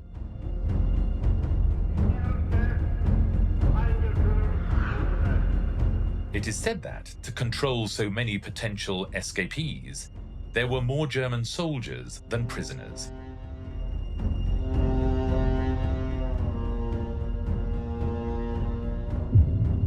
What they didn't take into account was that these men were determined to fight with their finest weapon, their intelligence. It really was where you sent the worst of the worst of the worst of POWs, the prisoners of war who just couldn't sit still, who really couldn't bear to be anywhere. Didn't matter whether you threatened them with executing them if they escaped. It didn't matter if, what kind of reprisals they promised. There were those who were desperate to try to escape.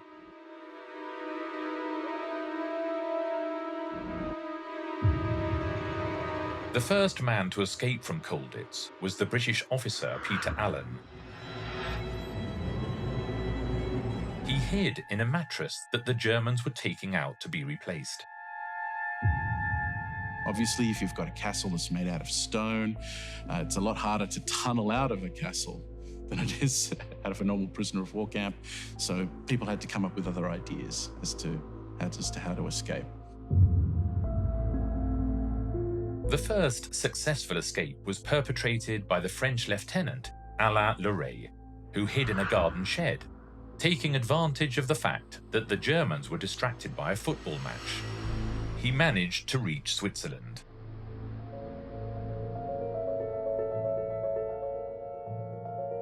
However, the most impressive feat, without doubt, was the work of engineering performed by the prisoners who dug several tunnels underneath Colditz. The most extraordinary of them was the one dug by French officers over a period of months. The tunnel was 44 meters long and 8 meters deep,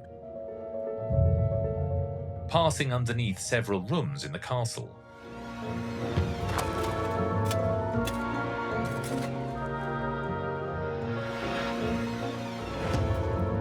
It had electric light, which was also used for sending signals if any Nazi officer approached.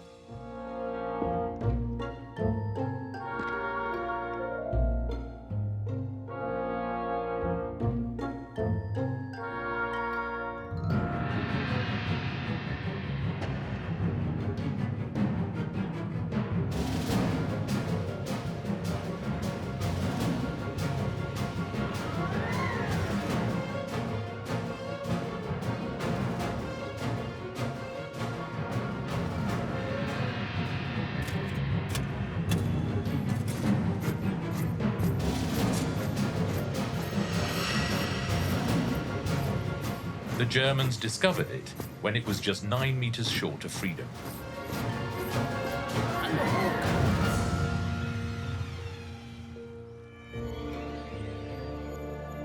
Although ingenious, this was not the most spectacular escape attempt. Jack Best and Bill Goldfinch, RAF pilots, managed to build a glider. Over time, they were able to put together a glider that would be able to fit, I think it was 2 or 3 men. But this glider the plan was that they were going to use it during an air raid. And they were going to sort of basically run off the top of of one of the roofs and glide across the valley. However, the war ended before they had a chance to try it out.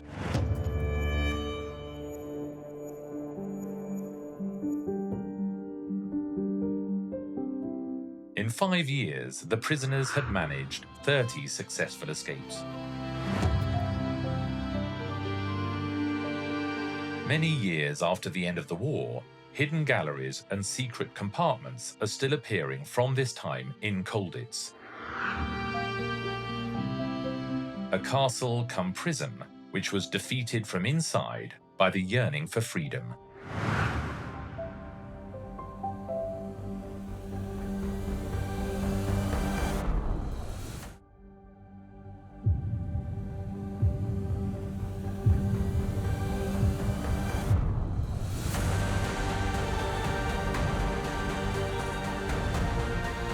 Fortress,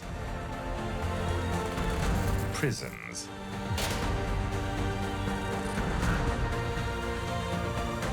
towers. The castles have witnessed our history for centuries. In Europe, over 100,000 are still standing, 1,000 years later. Let's visit the most spectacular and most mysterious castles. We will discover the secrets that are hidden behind their walls. And we will relive their long-lasting legends.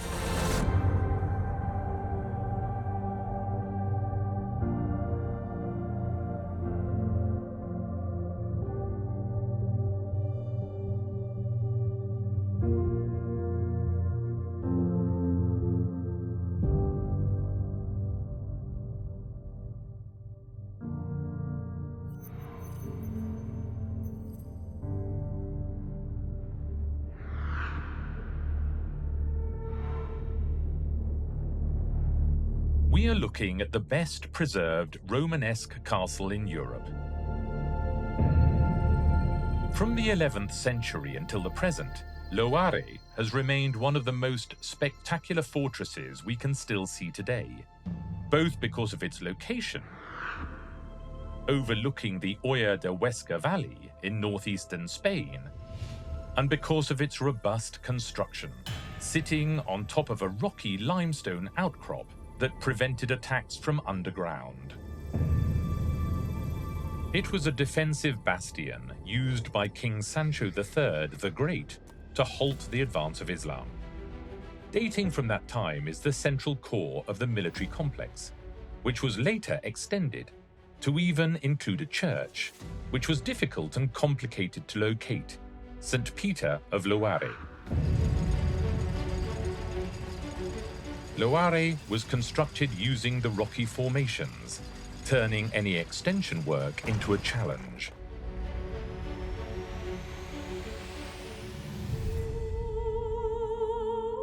The church is on 2 floors and is accessed via a steep staircase. And its interior contains some very audacious elements, considering that it was built 1,000 years ago.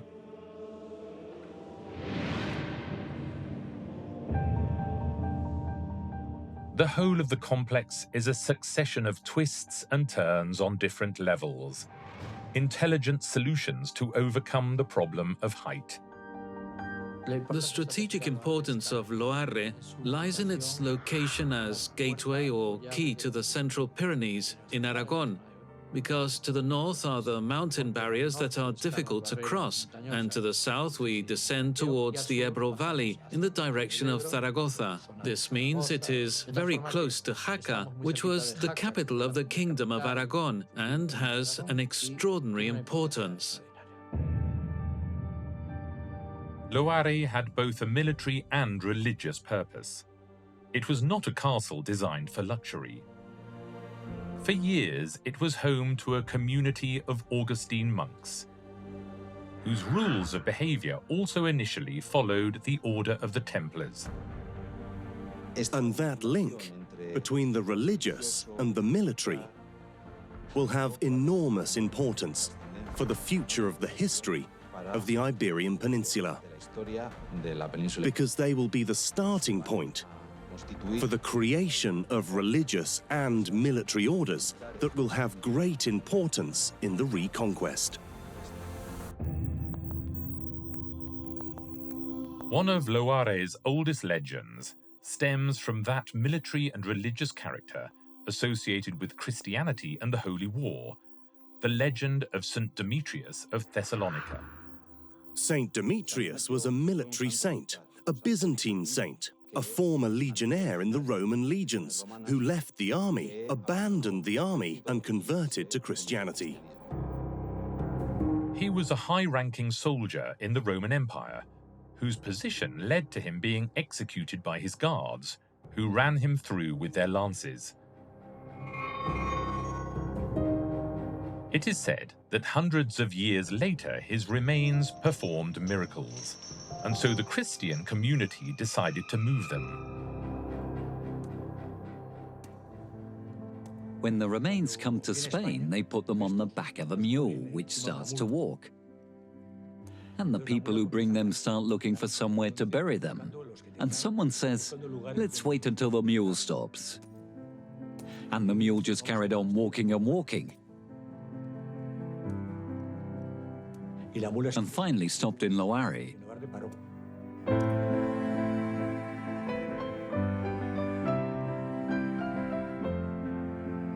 The legend goes that the clerics following the mule, upon witnessing this sign, decided to deposit the remains in the castle, leading to the construction of the Church of St. Peter.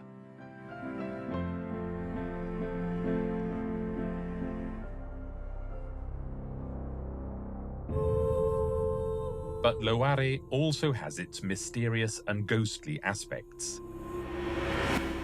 One of the legends has it that on the night of St. John in June, the figure of a woman appears looking out from the balcony known as the Queen's Balcony. She is waiting for her love, her own cousin, to return from France where he has gone to recruit troops. She is Dona Violante, niece of the Pope Lunar, Benedict XIII. Dona Violante defended Loire Castle for several months and defended it against the royal army. So her role must have been spectacular, to say the least. And she was the military leader in a world that was practically a man's world. This happened in 1413, and Loire, which had held out against the army, had to surrender to King Ferdinand. Dona Violante was imprisoned in the castle dungeons, and nothing more was heard of her.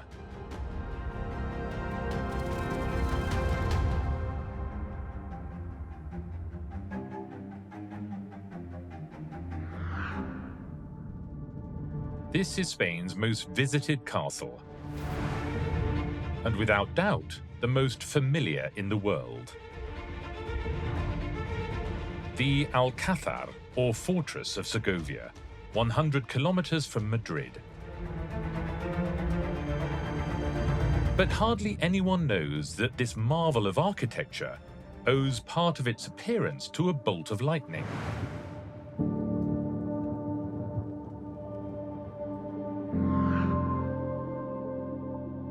The term Alcázar, which comes from Arabic, means fortified royal residence. Segovia in Roman times almost certainly had a castellum, an important defensive structure in the area where the Alcázar stands. The Alcázar in Segovia is the fruit of the passing centuries, fires and destructions, and has proved to be an example because it has escaped ruin, because it has always belonged to the kings of Castile.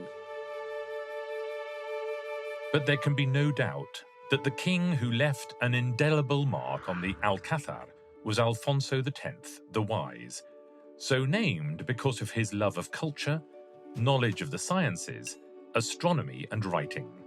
He was an innovator who laid the foundation stones for democratization of the crown, and who saw Segovia as an important venue to carry out his modernization plans. At that time, the kings did not have a fixed physical capital. The court was itinerant, changing from town to town. And in each of the towns in Castile and Leon, they needed a palace. Something which was defensively powerful, but with all the comforts of a palace. The reign of Alfonso X saw the beginnings of the majestic castle we can admire today. For this reason, he began the construction of the keep.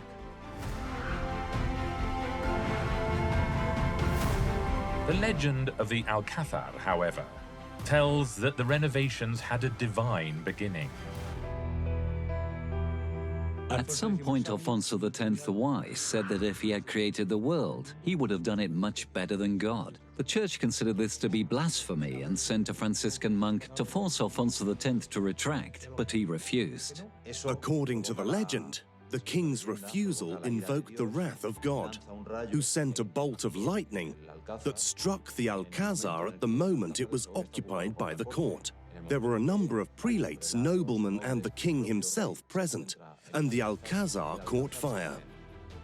There was thunder, lightning, and rain, and the canopy of the bed where the king was sleeping with his wife fell on top of him. Alfonso X apologized to the clergy, but took advantage of the fire to renovate the palace to his liking. The castle has a number of rooms intended for royal audiences and celebrations, the work of successive monarchs.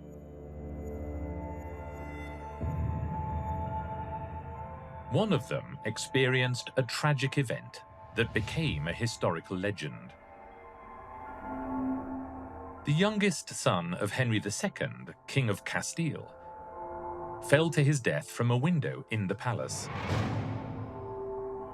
The king and queen lived there, with their children running around the corridors, and misfortune befell them at some point.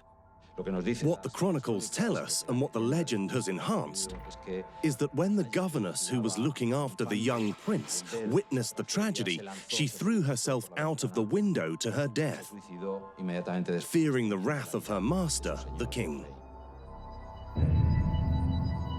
The child's grave is in Segovia Cathedral, very close to the castle. It was always said that he was around 12 years old, but recent investigations into the contents of the tomb place his age at just under a year old. What really happened? Perhaps the legend is a true reflection of the reality.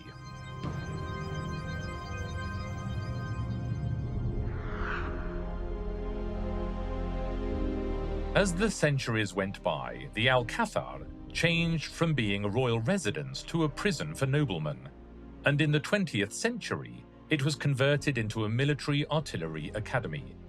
but it continues to delight anyone who comes to see it, or who admires its outline from far away.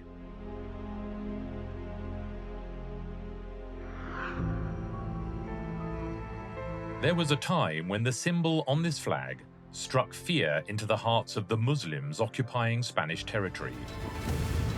The symbol belongs to the Order of Calatrava, practically unknown, but who were the most valiant, battle-hardened soldier monks to fight in the times of the reconquest of Spain. And this is their castle, the new Calatrava. The Order of Calatrava is an order of knights, an order of soldier monks who followed the tradition of the Templars, the Knights of the Hospital of Jerusalem. The Order of Calatrava is the first purely Spanish military order founded in the Iberian Peninsula.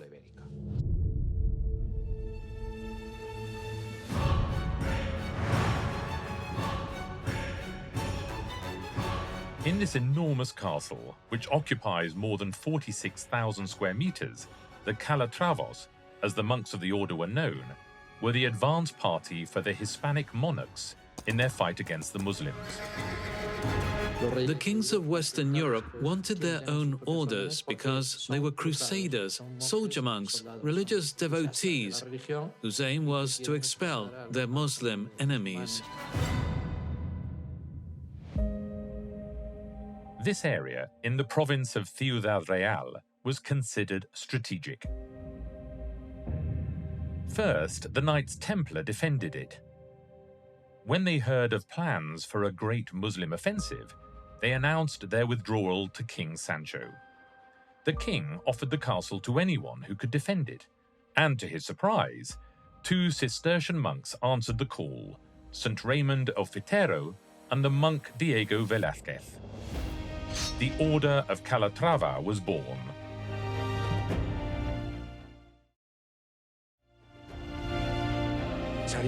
Some 200 or 500 knights rode out to fight thousands of advancing Almohads. Later on, their number increased, and the fortress accumulated a troop of 2,000 soldiers under the orders of the Knights of Calatrava.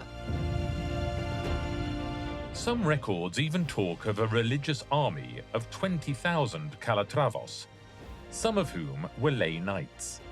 Other were monks, whose calling was to exercise the faith and keep up their soldiers' spirits. They were fanatical fighters, highly specialized and with considerable military skill. They became the elite troops of the armies of the Iberian Peninsula and of the Middle Ages.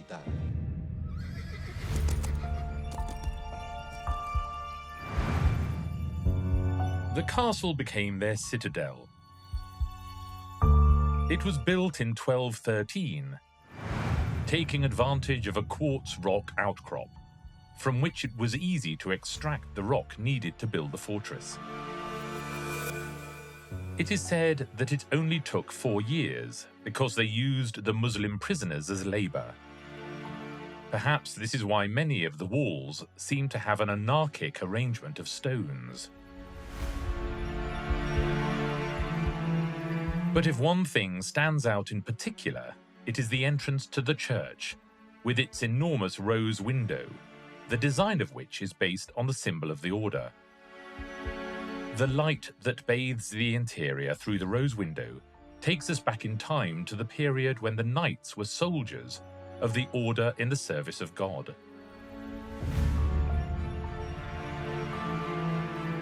However, one curious feature stands out.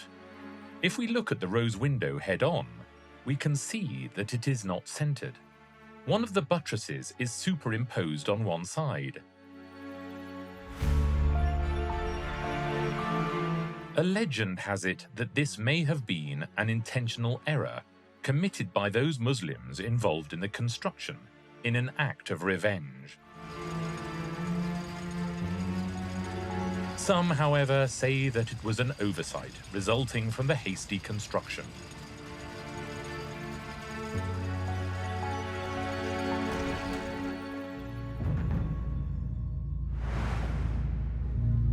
The castle has a broad expanse of land that was also used as a cemetery for the knights who died in combat.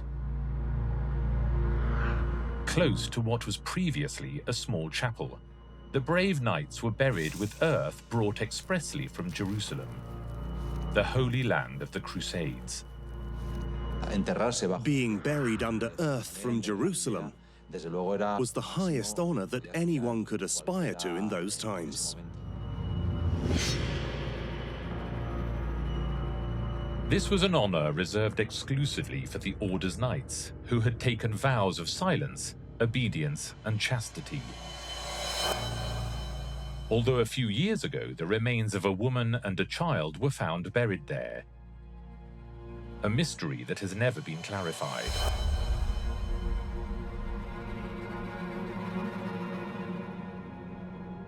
The castle's chapter house was something akin to the citadel's parliament. On the ground, now visible, a number of gravestones covered the bodies of Grand Masters of the Order and some high-ranking knights. The walls were decorated with frescoes, some of which can still be seen, in which a Moor pierces the neck of a Christian knight with his lance.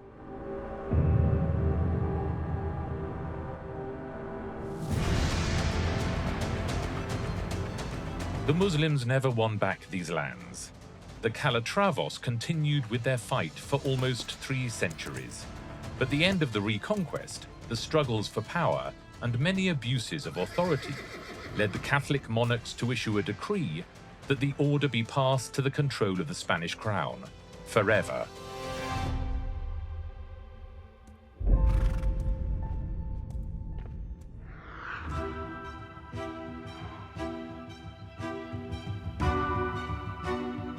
The history of Peñíscola Castle is inevitably linked with the Order of the Templars and a mythical figure, Pope Benedict XIII, the so-called Pope Lunar, the man at the center of the Catholic Church's most turbulent episode of the Middle Ages. Peñíscola Castle is on the Mediterranean coast of the province of Castellón de la Plana in eastern Spain. It was a small Islamic fortification which was reconquered by the Christians at the end of the 13th century.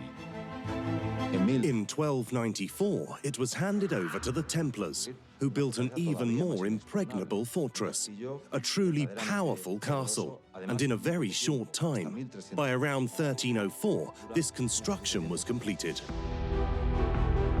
The castle became an imposing bastion on the Mediterranean coast, considered a key location in the Crusades. The Order of the Temple was an international order. They had possessions all over Europe. And all these possessions, fundamentally European, in Catalonia, Aragon and Castile, would send responsions or medieval levies to the Holy Land. In other words, money, horses, arms and men sent to the Holy Land to support the war against the Muslims, because this was the last frontier of Christianity. Peñíscola was used as a bridgehead, a port from where many of these resources were embarked to support the wars against the Muslims in the Crusades. A few years after construction of the castle was completed, the Knights Templar were forced to hand over Peñíscola to the King of Aragon. The Templar Knights disappear from the map. They are forced to flee. Some of them theoretically have ships in France and flee to America, while others who are pursued across the peninsula flee through the lands of Castile into Extremadura and Portugal. Peñíscola remained in the hands of the Crown of Aragon. But soon afterwards, it took on huge importance again when it became the headquarters of the Pope Lunar, Benedict XIII, who was forced to flee from France because of the so-called Western Schism. The Western Schism was a split in the Catholic Church between two claims to the papacy, Rome and Avignon. The Pope Lunar Benedict XIII, the Pope in Avignon, was forced to flee from Avignon and took refuge in Peniscola Castle, where he was given permanent protection by the kings of Aragon.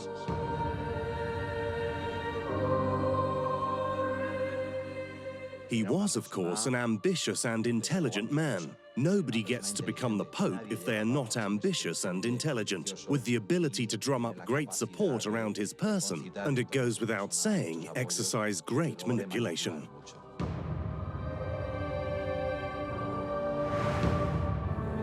Who was the Pope Lunar? His name was Pedro Luna.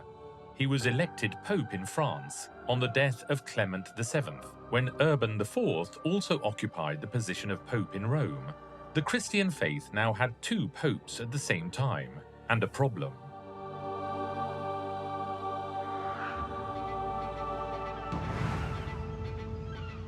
With the French option defeated, Pope Luna took refuge in Peniscola. He took refuge there, saying he'd remain Pope forever until he died.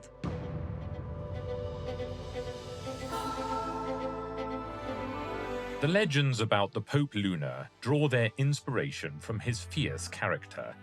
It is said that he had supernatural powers, perhaps based on the level of his knowledge in many fields. The Pope Luna was an alchemist, a magician, and accused of being a sorcerer, because it was said that he built a staircase in just one night, so that he could go out to sea. It was also said that those stairs had a magic ship that he could use to fly to Rome.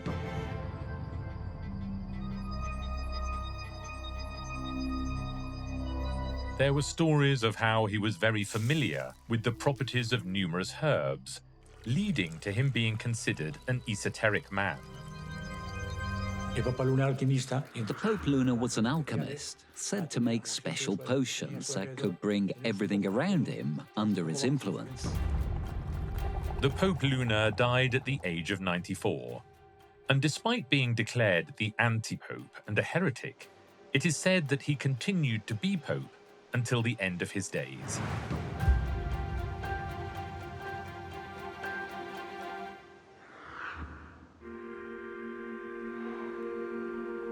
Welcome to Coca Castle in Segovia, central Spain. An effusion of warlike and technological imagination constructed by a master architect of Muslim origin called Ali Caro.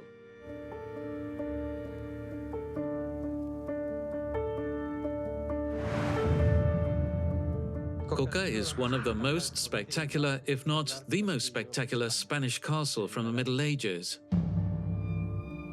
Commissioning Ali Caro to build a castle had another objective: to save costs, given that the Mudéjar master architects were experts in the use of materials such as bricks and mortar, eliminating the use of stone.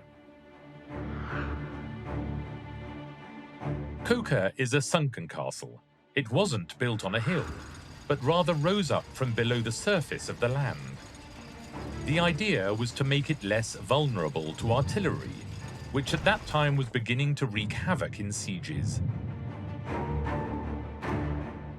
Brick was also better at absorbing impacts. At the end of the Middle Ages, artillery was the great military revolution of the time. It was a very expensive technological element, very difficult to obtain. Only kings could afford to have large stocks of artillery, a lot of pieces in their fortresses, and artillery also meant a change in the way castles were built.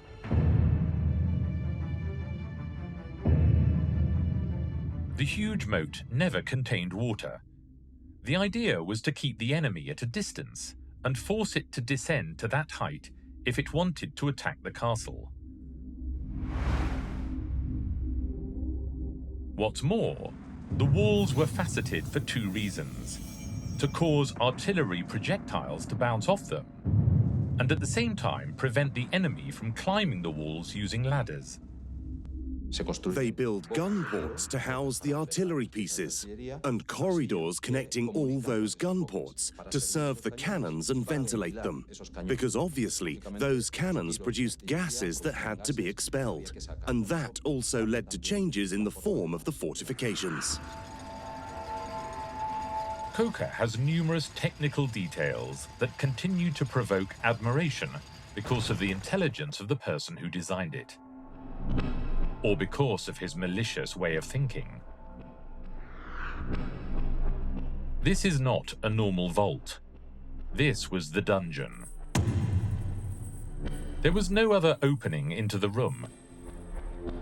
Prisoners were thrown down through the hole in the top. The fall from 6 meters usually broke a number of bones, but they received no attention.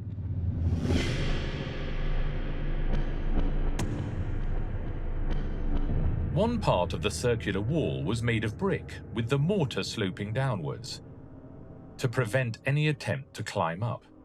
Quite a useless endeavor. In a place like this, with no points of spatial reference, prisoners went out of their minds. They were taken out after 4 months, completely mad.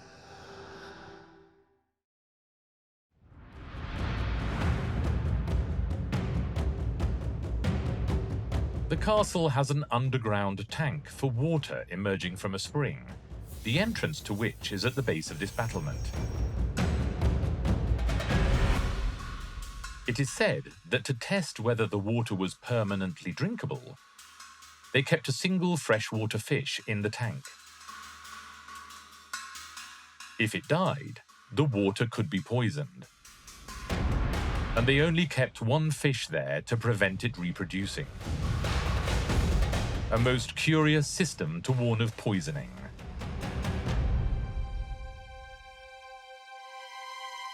The water galleries were also used to detect possible incursions through the tunnels, as the water could transmit the vibrations of the excavations. As time passed, the castle became a place for courtesans. People went to see troubadours, to have parties, and other types of events. The nobles would boast about having the largest number of squires, knights, and pages. They dressed them all the same, with the horses all saddled up as well, in a kind of representation of elemental power. In those meetings, the historic legend of the love between Maria Fonseca, the daughter of Antonio de Fonseca, captain of the Catholic monarchs, and the Marquis of Thenete was forged. The captain, who had other plans for his daughter, rejected this relationship and married her to another. The Marquis, in a crazed attempt to rescue his loved one, attacked the castle with his small army and was severely burnt by the boiling oil poured through the machicolations in the battlements. Maria was widowed soon afterwards.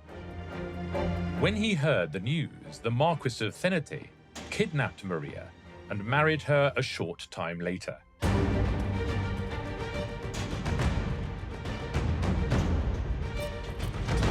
He was sent to prison for his pains by Queen Isabella and was released upon the sovereign's death. In a castle designed for war, but which has no ghosts, spectres, or impossible legends, this love story with a happy ending gives these magnificent towers and walls a human feel.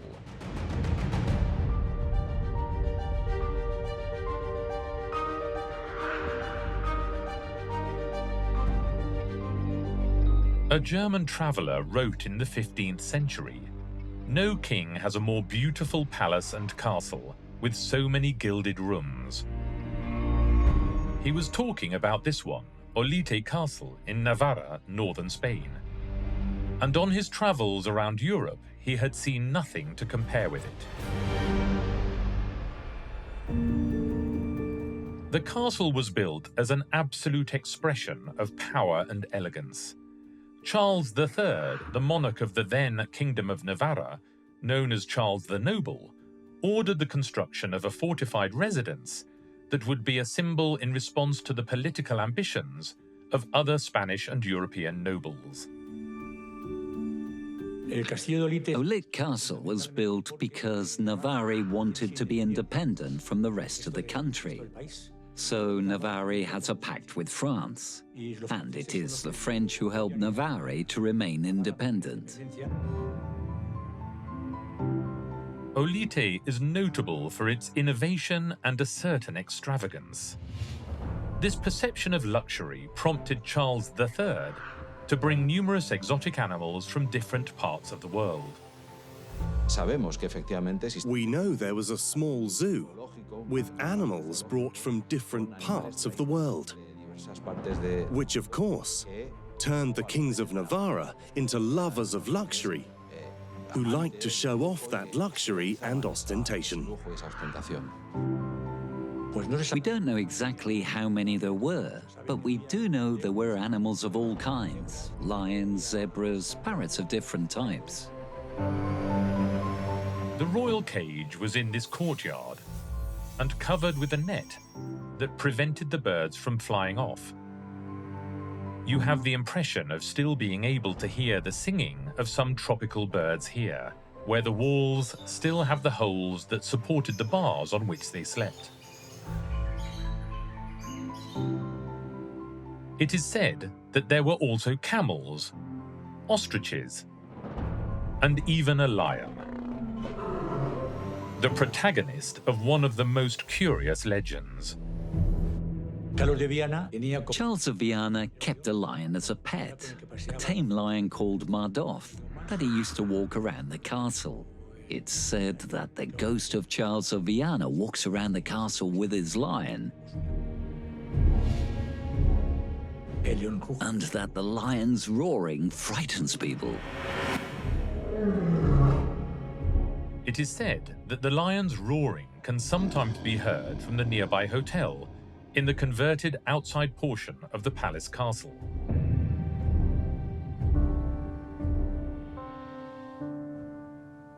The zoo was perhaps the most extravagant part of the palace. It is said that it also had hanging gardens covering a large part of the facades, which were the admiration of its visitors.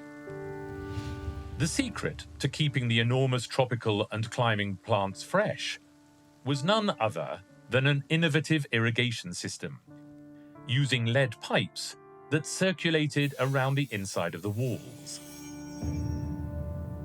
Quite extraordinary. Also worthy of note is this oval-shaped construction, a huge refrigerator. They would fill it with snow and use it both for preserving foods and for medicinal purposes, to treat bruising or to reduce fever. But so much luxury and the pressure involved in maintaining it affected the king, who it was said went out of his mind and began hearing voices and laments. It is claimed they can still be heard today.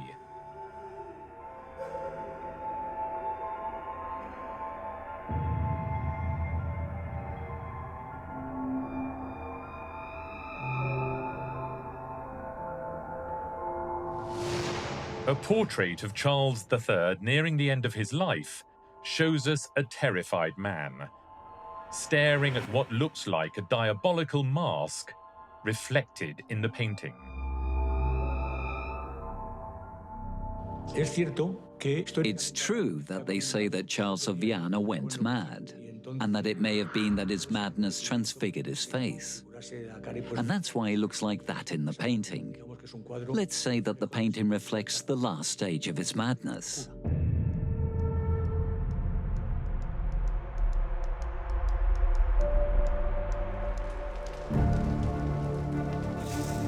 In 1813, Olite was burnt down by the Spanish general Francisco Espoz to prevent it falling into the hands of Napoleon.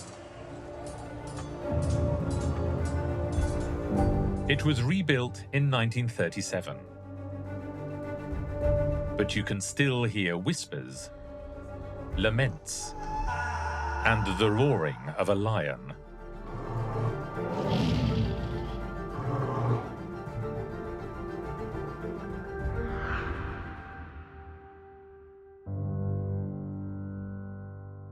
One of Spain's most original castles is this one, the Castle Palace of Belmonte, in the southwest of the province of Cuenca, in central Spain.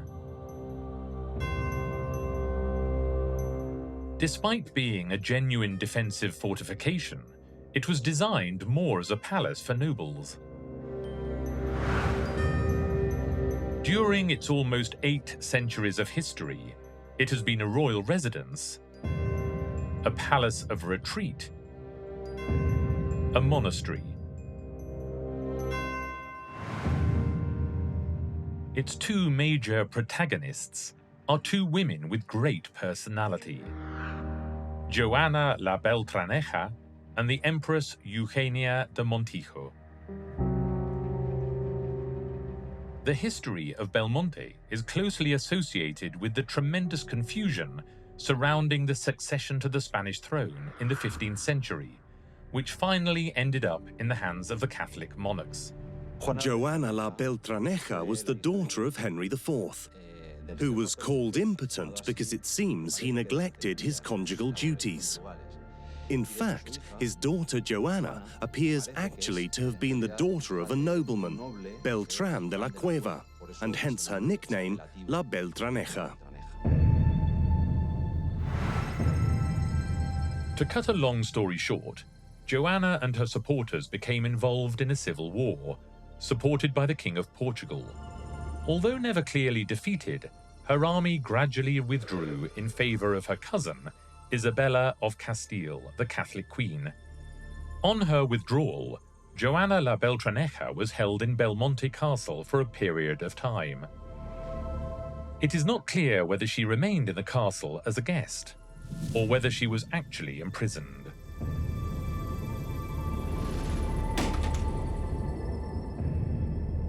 Joana la Beltraneja fled from Belmonte, and it is not clear whether she did so with help or whether she had to use her own wits to escape. The legends based on the chronicles of the time tell us that Joana disguised herself as a peasant woman and escaped by lowering herself from a window and fleeing to Portugal. She lived out her days in Portugal, taking refuge in the court of her mother, who was of Portuguese origin, and lived the rest of her life as a nun in a Portuguese convent.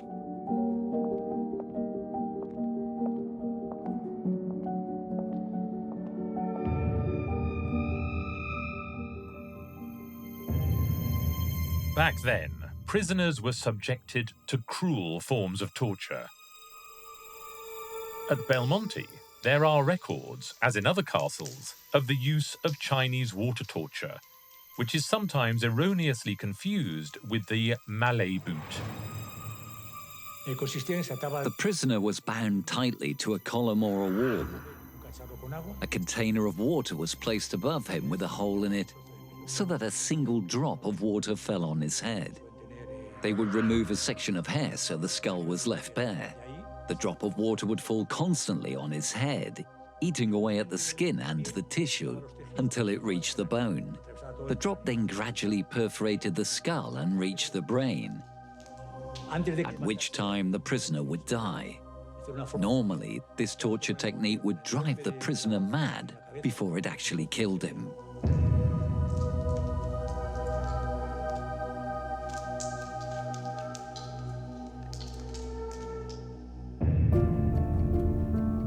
The decoration in the current Belmonte Castle is reminiscent of some French palaces. This is because the person responsible for the restoration was none other than an empress, the Spanish Empress Eugenia de Montijo.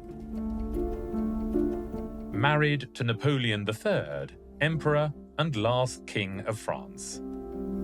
Eugenia de Montijo from France commissioned an architect to transform the castle by building galleries in the courtyard to fit it out as a residence.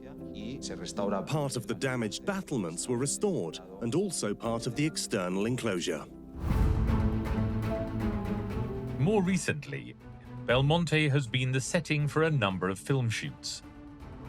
One such case was the 1961 filming of El Cid, starring Charlton Heston.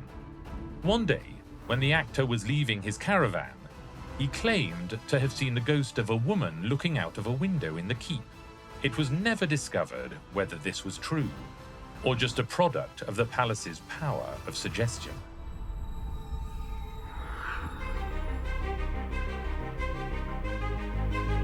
On the ruins of a Roman settlement, the Arabs who conquered the Iberian Peninsula understood the importance of this hill and built this spectacular fortress. Almodóvar Castle. It stands in a strategic location, dominating the course of the river Guadalquivir as it flows south towards Seville in southern Spain.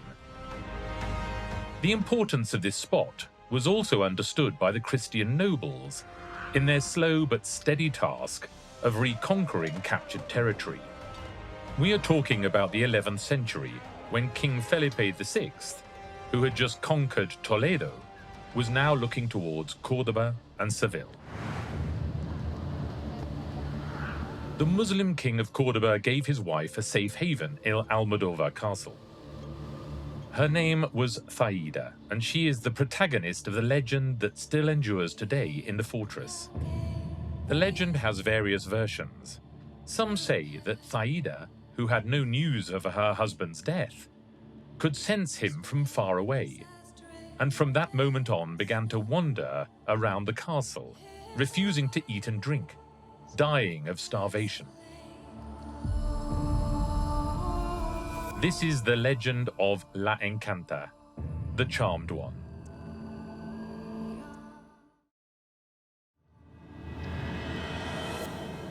The more historical version has it that Thaida asked for protection from King Philip VI, who fell in love with her. Some write that she was his lover. Others say that she converted to Christianity, married the king, and gave him his first male child, the heir to the throne. This child was to be the Lord of Castile and Leon and of Portugal, but his father had the great idea of taking him to the Battle of Uclés against the Almoravids, where he died at the age of 11. Apparently, it was normal to take children to battles, even the heirs to the throne, and this changed the history of Castile. The reality is that ill fortune pursued this beautiful princess, who lived out her days in the court at Toledo. However, numerous employees working on the reconstruction of the castle, 8 centuries later, claimed to have been surprised by the sight of the ghost of a woman dressed in white, with a sad appearance, appearing within the walls of Almodóvar.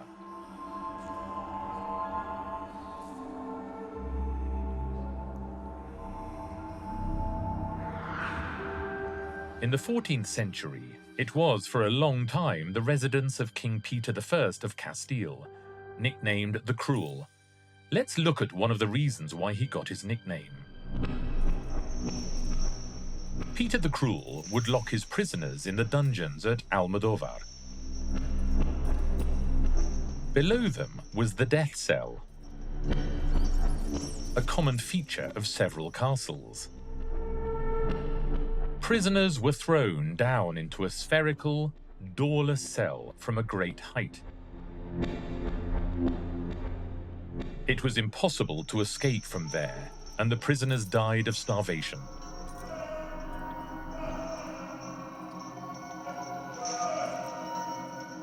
This cell gives rise to the legend. Seeing that it was a place that no one could escape from, Peter the Cruel had the idea of keeping his treasure there, and installed a chain that could be used to descend and retrieve it if necessary. And then, so the legend goes, he invented a macabre security system. He brought in a trainer of venomous spiders, so that the most lethal spider was permanently on the chain. And the spider learnt that if the chain moved, it had to crawl down immediately to attack whoever was hanging from it. A malicious and twisted system. Of that there is no doubt, but Peter the Cruel was even more malicious. He asked the trainer to train the spider to obey him as well. And when he achieved his aim, he beheaded the spider trainer. The king didn't want anyone else to be able to reach the treasure at Almodovar del Rio.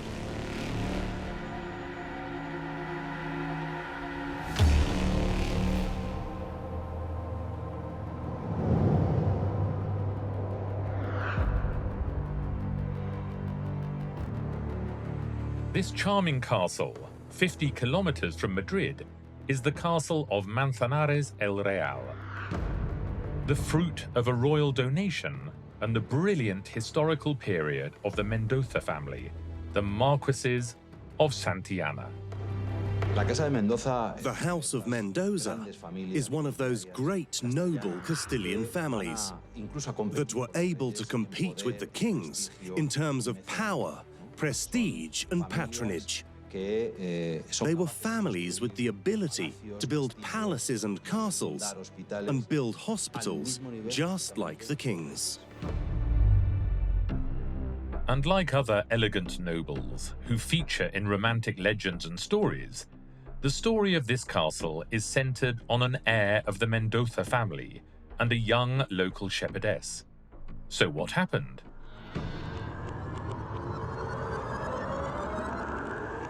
In fact, Manzanares Castle is actually two castles. 700 meters away from the site of this one is where the old one stood, the first to be built by the Mendoza family. The first thing the nobles wanted to do when they received stately lands was to build their own castle. A castle symbolized their power on earth and power over men. King John of Castile had donated these lands to Pedro González de Mendoza, the fifth son of the first Marquis of Santillana. His son Diego built the first castle, of which only these remains are left. We can't say for sure whether construction was completed or whether at some point during its construction it was abandoned, believing that the work had to be more ostentatious, more magnificent, as was fitting for the Mendoza lineage. What is left of the old castle is a raised castle, which legends and local historians tell us was destroyed so that the materials could be used to build the new castle, but we can't say that for sure. It appears that the first castle was not worthy of the family's nobility. However, it is said that there was a tunnel that originally connected the two castles. But just imagine having to dig a tunnel that also has to pass under the course of the river Manzanares. Nowadays, this watercourse has given way to a reservoir that bears the name of Santillana, in an area surrounded by mountains of granite rock. A material that was used to construct the castle, and which would have made digging a secret passageway very complicated. The supposed passageway forms part of the legend known as the Maricantina legend. It would appear that one of the Marquesas of Santillana fell in love with a young goat herder from the village, who they called Maricantina. The story goes that they both used this passageway to meet in secret.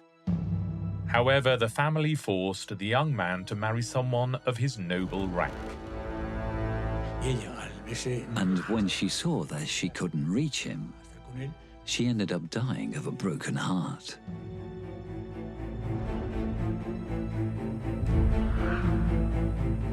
Until just a few years ago, the village children would not venture near the castle, where people claimed to have seen, on a number of occasions, the ghost of Maricantina wandering the battlements, bemoaning her sad fate.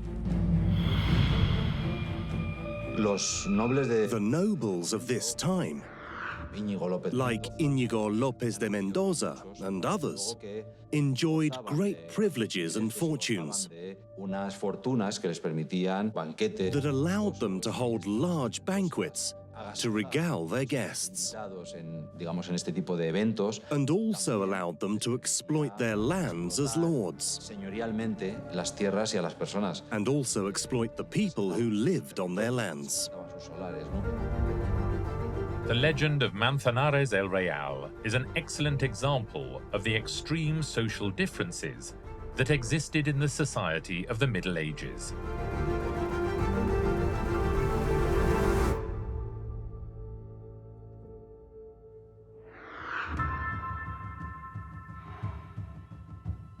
This enormous brick construction, built just as we see it today in the 15th century, was a luxury prison in a story that has become a royal legend. The legend of Joanna, nicknamed Joanna the Mad, the Queen of Spain who never reigned and whom everyone claimed had a mental disorder. Motta Castle also signified a huge step forward in fortress defence.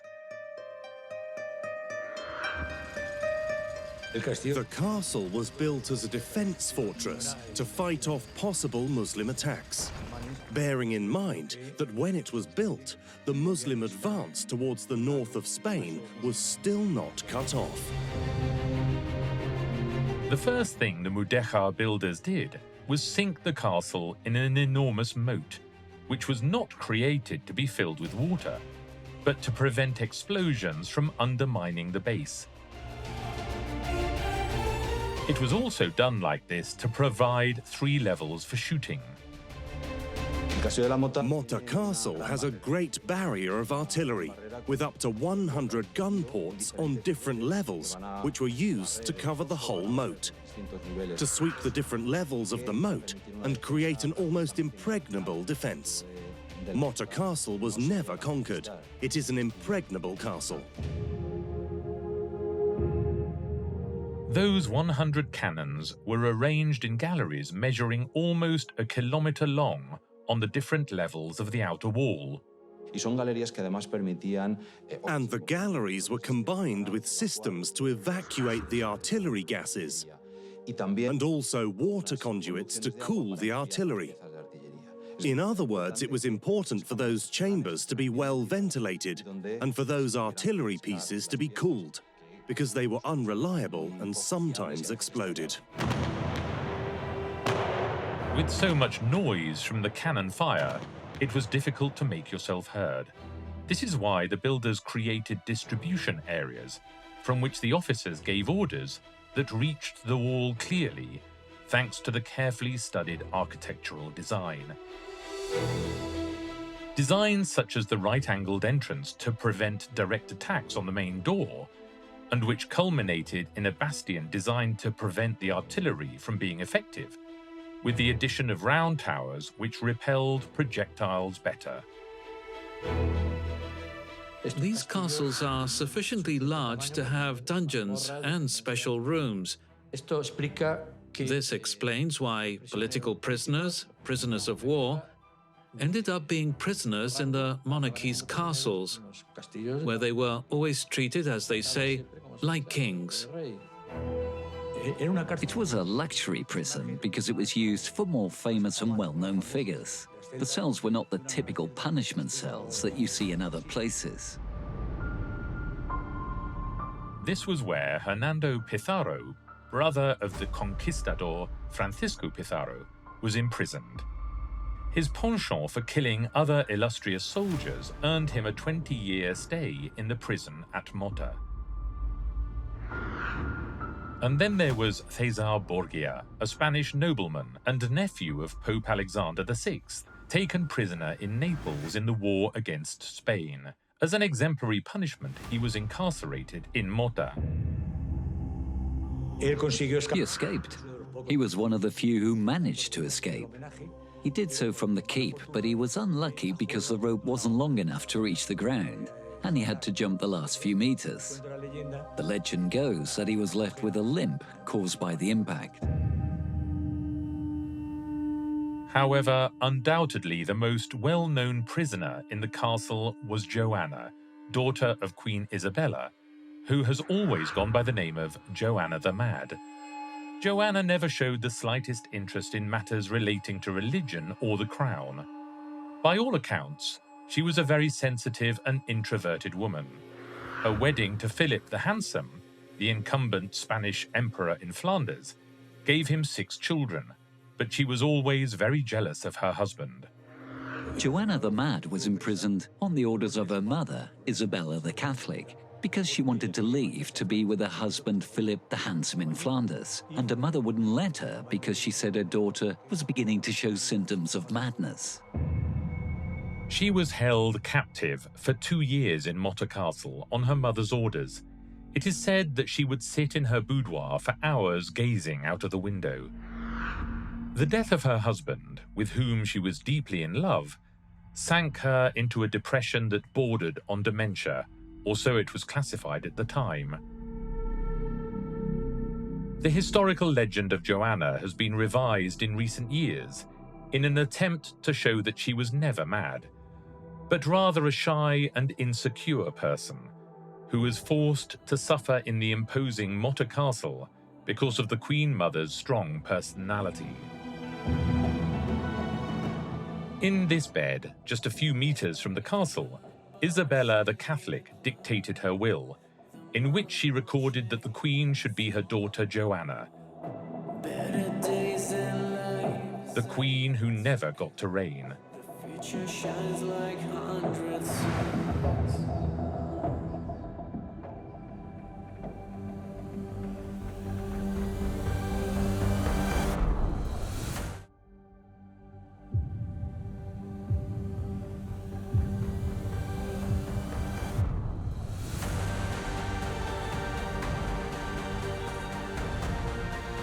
Fortress, prisons,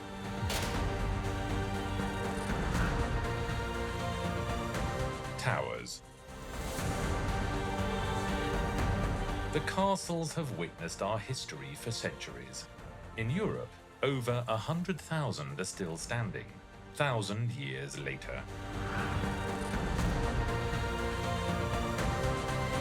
Let's visit the most spectacular and most mysterious castles. We will discover the secrets that are hidden behind their walls. And we will relive their long-lasting legends.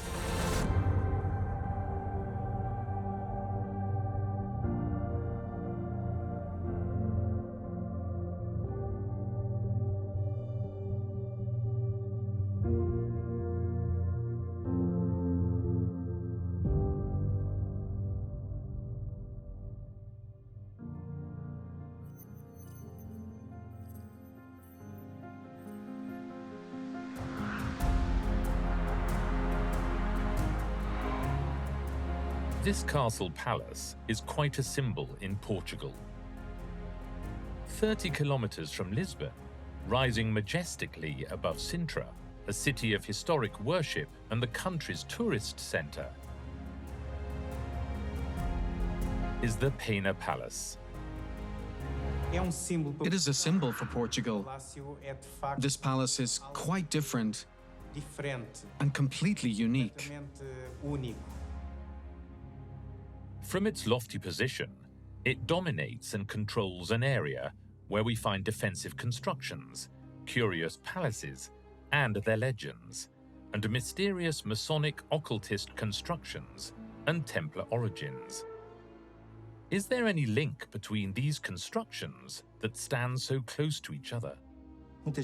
Many people visit the Sintra mountain range in search of its legends. Legends are, in fact, an element that enriches the territory, attracting people and awakening their curiosity.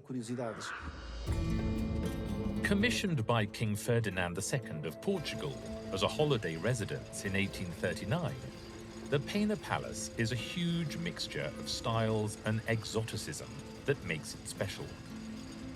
We know that Ferdinand II, of German descent, was Grand Master of the Order of the Rosicrucians, a secret order born in Germany that had links with the Masons.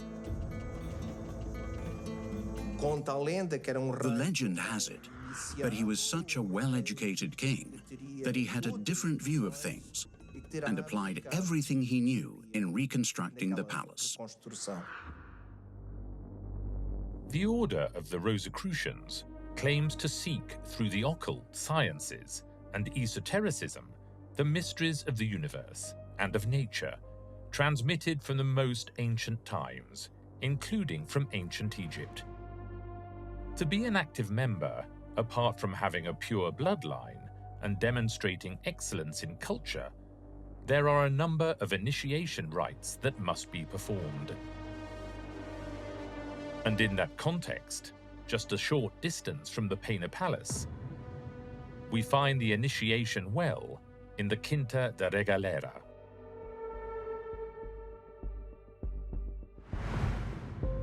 This mysterious estate, full of passageways, mazes, and esoteric symbols, was created by Antonio Augusto Carvalho Monteiro, born to Portuguese parents and known as the Millionaire.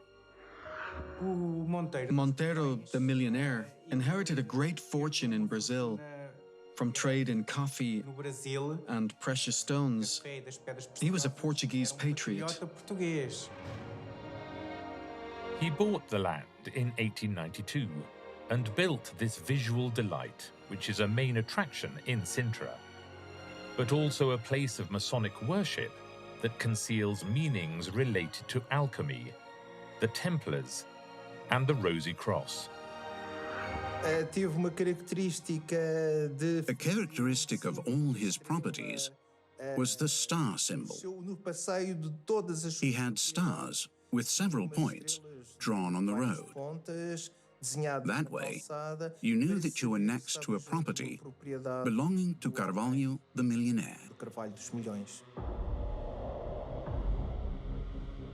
The most striking feature is this curious structure. It has the name of Initiation Well, because apparently initiation rites for new members of the Order were held here.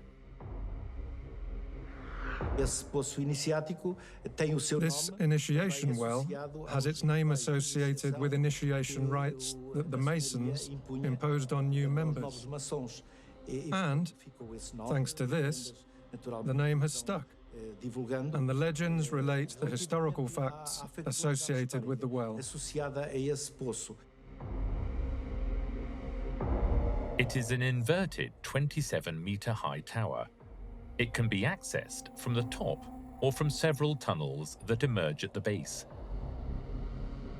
At the base, we can see an 8-point star, which originates in the Templar symbol.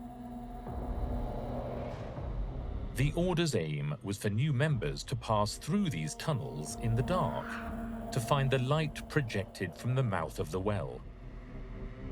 This was a symbolic reference. The initiate was searching for the unknown, leaving behind his previous life, increasing his knowledge as he climbed up the tower staircase.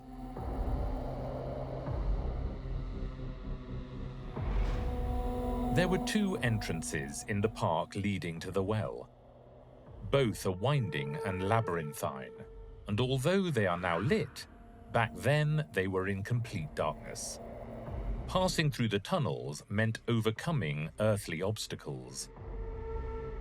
The climb out of the well's 27-meter depth was up a staircase dotted with Romanesque arches, and there are 9 clearly differentiated levels, a figure associated with the 9 levels of hell in Dante Alighieri's Divina Commedia. The well can also be visited in reverse, from top to bottom, but doing it like this meant risking a fall back into darkness. In fact, one of the tunnels leads directly to an unfinished well, a ruined replica that symbolizes that the reverse route has no exit. We will never know the true significance of why it was built. It is obvious that it is like faith. If we don't believe firmly that it is an initiation well, I can establish different stages and different paths from leaving my spirit until earthly existence.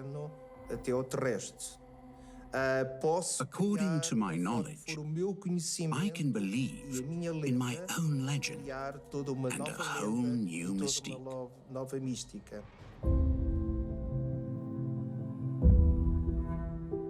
Were there tunnels connecting the Quinta de Regalera with the Pena Palace? Ferdinand II and Carvalho Monteiro shared the Order of the Rosicrucians just a few years apart. Some say that the huge gardens conceal mazes and passageways that were used in olden times. The very configuration of the landscape, with its numerous caves, very often with esoteric justifications, gives rise to legends.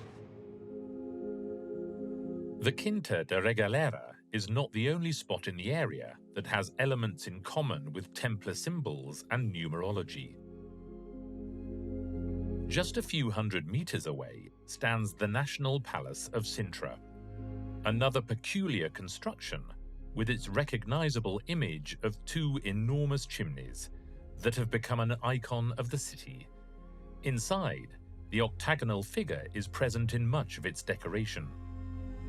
The number 8 and its geometric representation is highly reminiscent of the Templars.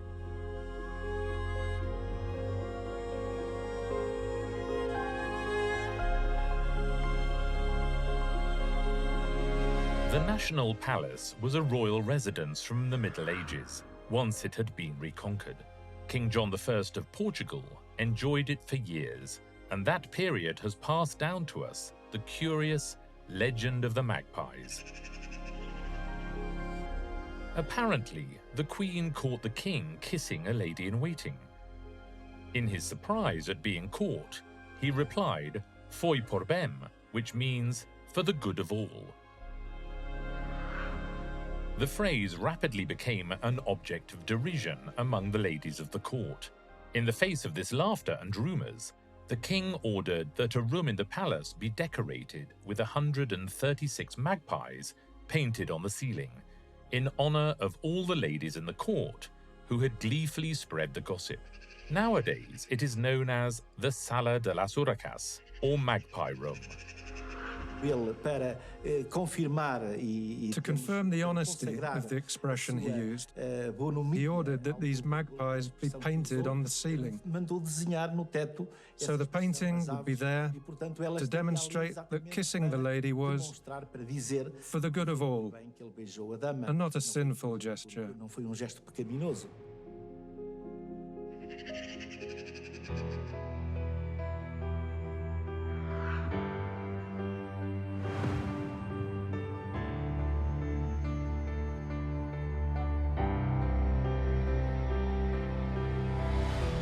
Years before giving rise to the legend of the Urracas, as King of Portugal, John I was engrossed in reconquering his lands from the Spanish armies.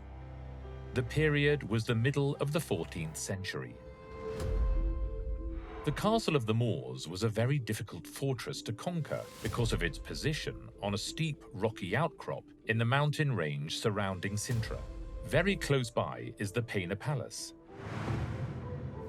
And at the bottom of the valley, the National Palace.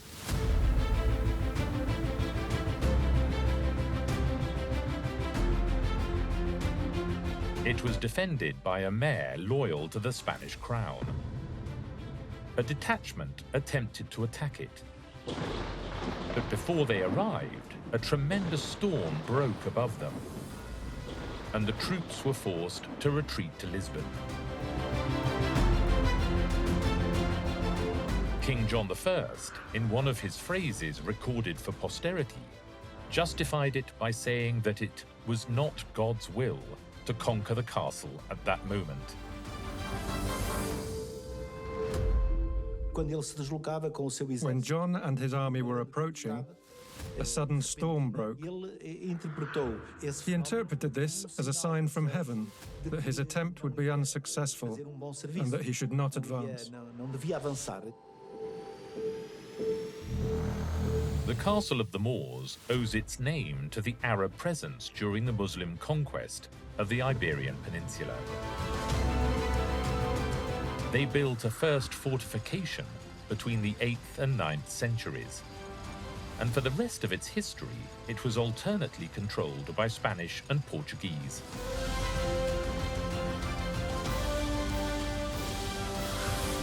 The Castle of the Moors changed hands because Lisbon also changed hands. It was not because it was an overriding objective. The objective was the major cities. This water tank, or cistern for the water emanating from the spring in the rock, dates from the Arab period. The water was used to supply the troops, which made any siege complicated. The design and the strength of the cistern is admirable, if we bear in mind that we are talking about something that was built more than 1,000 years ago. The presence of several Arab tribes on the peninsula and in Portugal was considerable, and they played an important role in colonization, leaving behind many fortifications, hence the name of Castle of the Moors. In the 12th century, after great victories on the battlefield, Afonso Henriques acceded to the throne of Portugal. Just as John I would do later, he sent a group of 20 soldiers to take Sintra Castle. Apparently, the soldiers were terrified because there were few of them, and they knew about the Arabs' fighting abilities. And this gave rise to the legend of Melides. When the soldiers were at their most wary, the legend has it that the Virgin Mary appeared to them. Do not be afraid because you were 20, but you were 1,000. You were 1,000 because you were 20. After 5 days in hiding, they defeated the ferocious Arab soldiers. The soldiers interpreted this message as a sign that instilled bravery and courage in them. They advanced and they won. In honor of this help from the Virgin, they ordered that the chapel of Our Lady of Melides be built, and the chapel became a shrine to confirm the miracle of Our Lady who helped the Christians in their fight against the Arabs.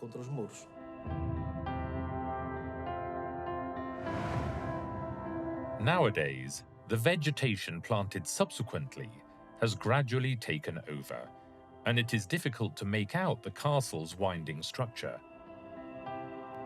But the climb up the 500 steps leading to the Royal Tower continues to be spectacular, with majestic views from the tower of the Peña Palace, the city of Sintra, its national palace, and the Quinta de Regalera. 4 locations replete with mystery and legends.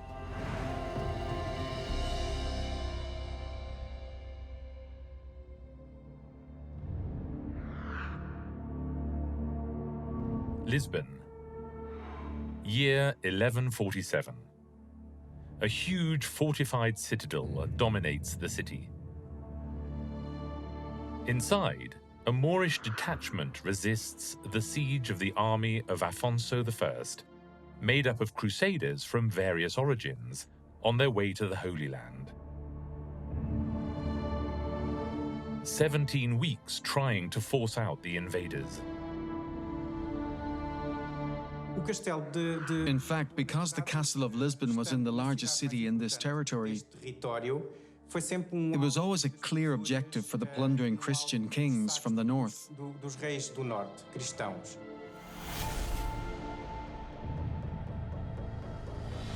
One morning, the captain of the Portuguese troops, Martim Moniz, saw how a door in the wall half opened and threw himself against it without a second thought.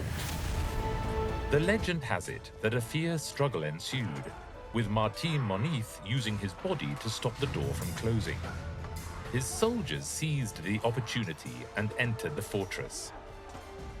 A few hours later, the castle of St. George was captured, and everyone attributed it to the sacrifice made by Captain Martim Moniz.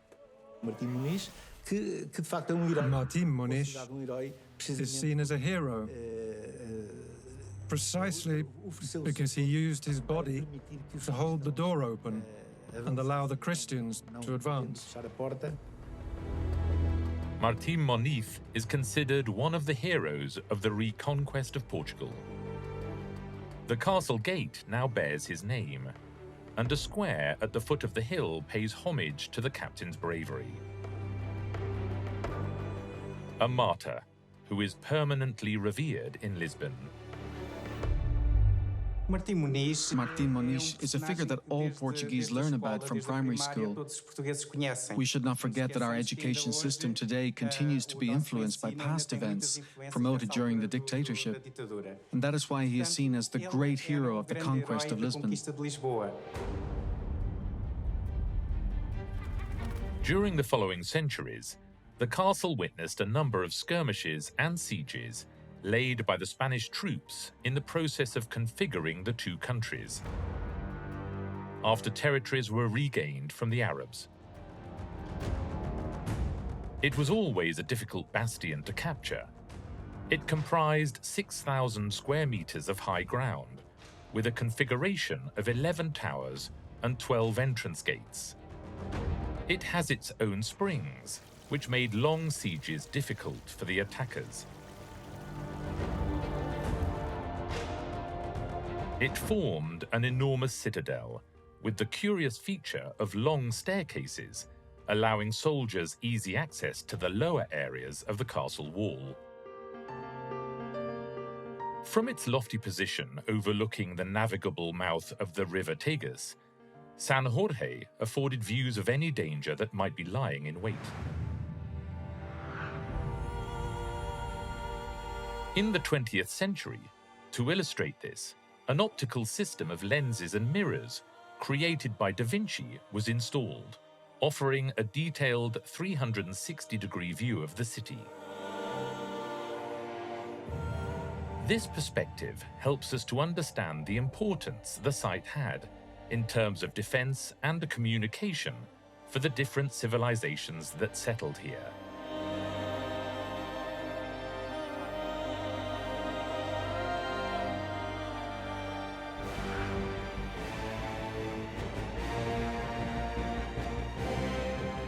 Soldiers, monks, crusaders. The Knights Templar were responsible for actions with a scope that transformed the future of the Middle Ages. With Christian faith as their banner, they left an impression on the Western world that is still remembered today. They also lived a life shrouded in an aura of occultism that propelled them into the territory of legends. Branded as heretics in their latter days, the castle of Tomar saw the end of their influential travels. This fortress became the religious order's last bastion in Europe. The castle of Tomar was the seat of the Templars in Portugal. Stories were already being told in the period of how the Templars found this location using profane premonitory arts. But what we know for sure is that after the Reconquest, the first king of Portugal donated the lands to the order as part of a defensive project. The main reason for building the fortress was to defend the convent of Christ. The importance of this monastery lies in its church, whose chapel has an unusual circular design in the form of an ambulatory called charola, or the oratory of the Templars.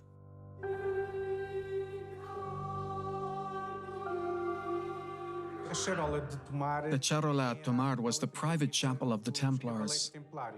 It is a unique element, perhaps the best preserved Templar church in the world, because it is inspired directly by the shape of the church of the Holy Sepulchre in the Holy Land.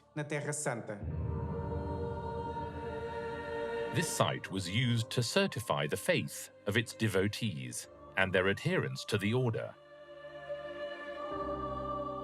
allowing horsemen to enter the church without dismounting. This way, they could be made armed knights in this very spot. The charola of the convent of the Templars was the center of many initiations and continues to be the center of many initiations. Tomar benefited from the architectural advances of the Templars, turning the fortress into an example of their achievements and a center that met the high standards imposed by the order. Characteristic elements of their fortifications, such as double walls and a profusion of towers, were used in its design. Also worthy of note are its doors. The most famous is the so-called Blood Door, given this name after the battle against the Muslim troops. 900 men besieged the castle for 6 days, but the door stood fast. A genuine bloodbath ensued, confirming that Tomar could not be conquered.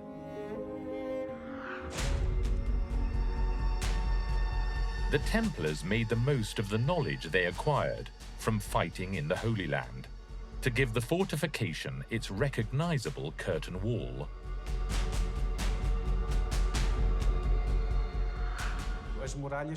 The walls were made much thicker at the bottom,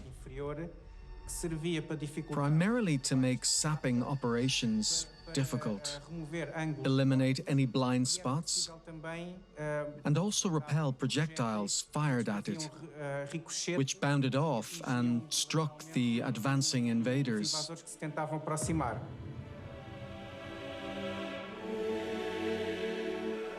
A fortress of these characteristics could not fail to be associated with mystery. A multitude of esoteric elements abounds in the castle, promoting that mystical aura that damaged the Order's reputation in its latter years, and was used by its enemies to accuse them of heresy. There is a profusion of the number 8, the mystical figure par excellence, which appears on its columns, for example, and also other symbols considered to be pagan. For this reason, Tomar continues to make historians doubt the authenticity of the accusations that depleted their reputation. If we take both the myths and the truth into account, Tomar stands as the last great Templar fortress in the West, the guardian of the mysteries of the Order of the Temple.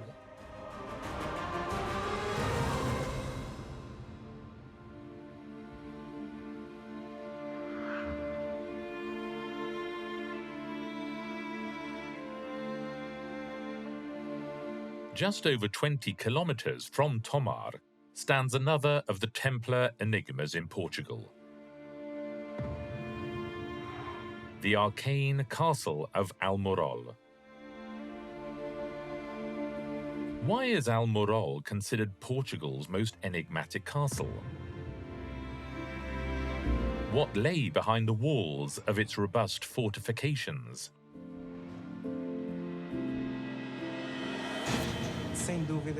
There is no doubt it is a picturesque castle, standing on a rocky promontory in the middle of a river, covered with vegetation, and with a somewhat ruined appearance since the 19th century. The participation of the Templars in the reconquest of Portugal was decisive.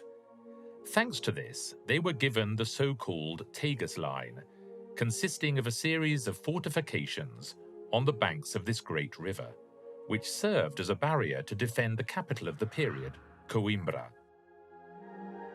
The Templar defensive line was a line made up of several fortifications, which also defended each other.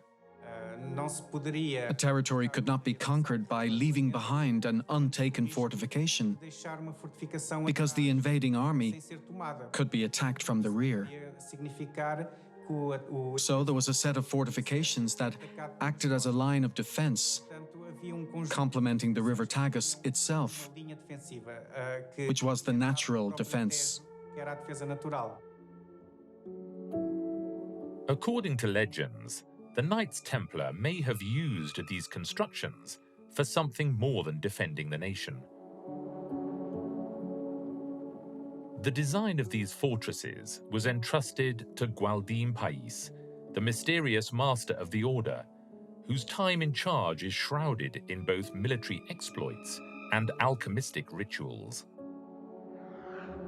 Bodiam Castle was a Portuguese nobleman who was in the Holy Land during the Second Crusade. He returned as Grand Master, with all the knowledge of military architecture acquired in the Orient. Bodiam's influence remains to this day, as some claim to have noted his presence among the Almirall battlements.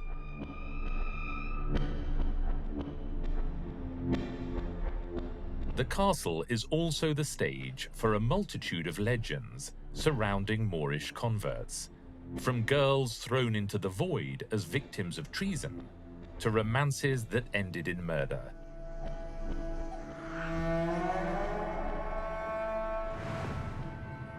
With its double-walled enclosure, flanked by 9 four-cornered towers, the fortification was designed to be adapted to the particular features of the space, an island of stone in the middle of the River Tagus. But why did the Templars embark on the complicated task of building a fortress in a place like this? What were they trying to protect behind these walls that were so difficult to reach? Many people defend the idea that the famous treasure of the Templars can be found within its walls. How did the legend of the treasure of the Templars come about?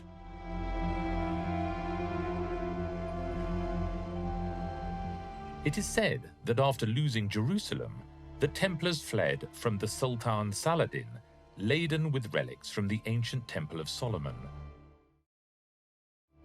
Gold and silver furniture, artifacts of power, and other fantastic objects, such as the mythical Table of Solomon, form part of the legend of the treasure of the Templars.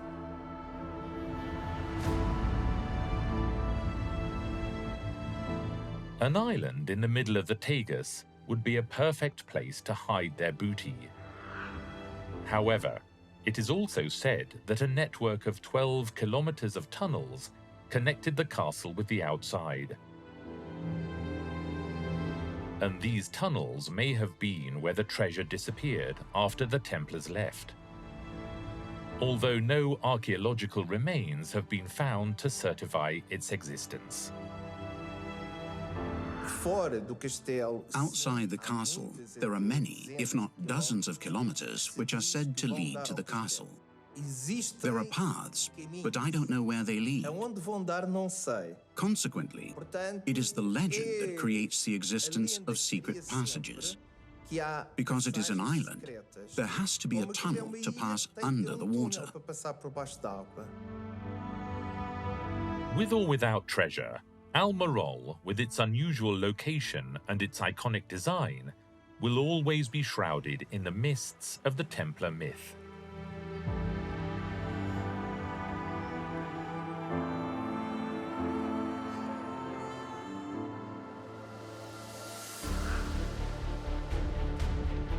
Sierra de Osa, year 1160. The bandit Geraldo Sempervor's men fear nothing, and it takes them little time to take control of the Muslim garrison that dominates the region. The band triumphs where the troops of Alfonso I, King of Portugal, had failed. Surprised by Sempervor's feat, the king concedes control of the territory to the mercenary to begin a process of repopulation. As the population grows, so comes the need for defense. The castle of Everamonte was erected over centuries as a military bastion to meet this requirement.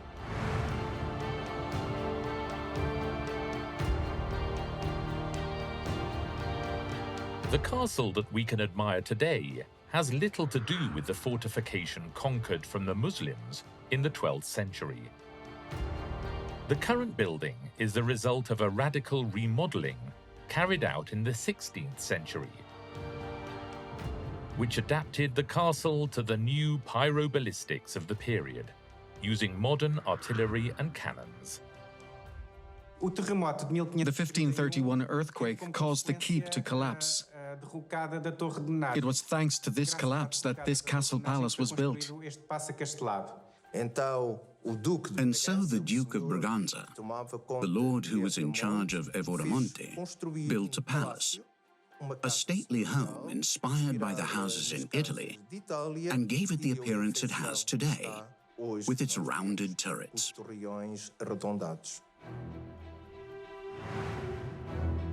The castle has a four-sided floor plan and was built of granite. Its disconcerting appearance is due to the telescopic form of the timbers of its semicircular towers.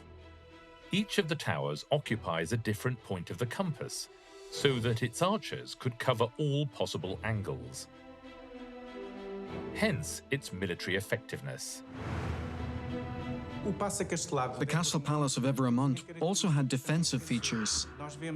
We can see this in the floor plan with 4 turrets, which are reminiscent of the bastions already adapted to pyroballistics. In fact, the castle floor plan is very similar to the artillery castles that already existed, for example, in Renaissance Italy.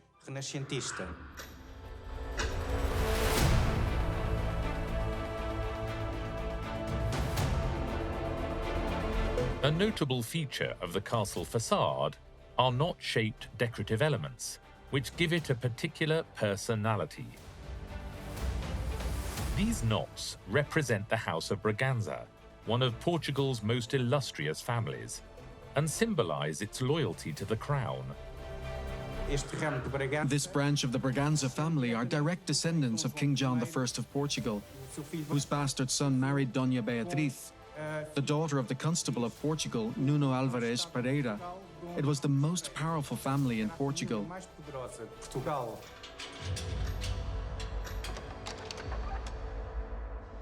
As we enter the building, we discover 4 thick columns in a pronounced Manueline style.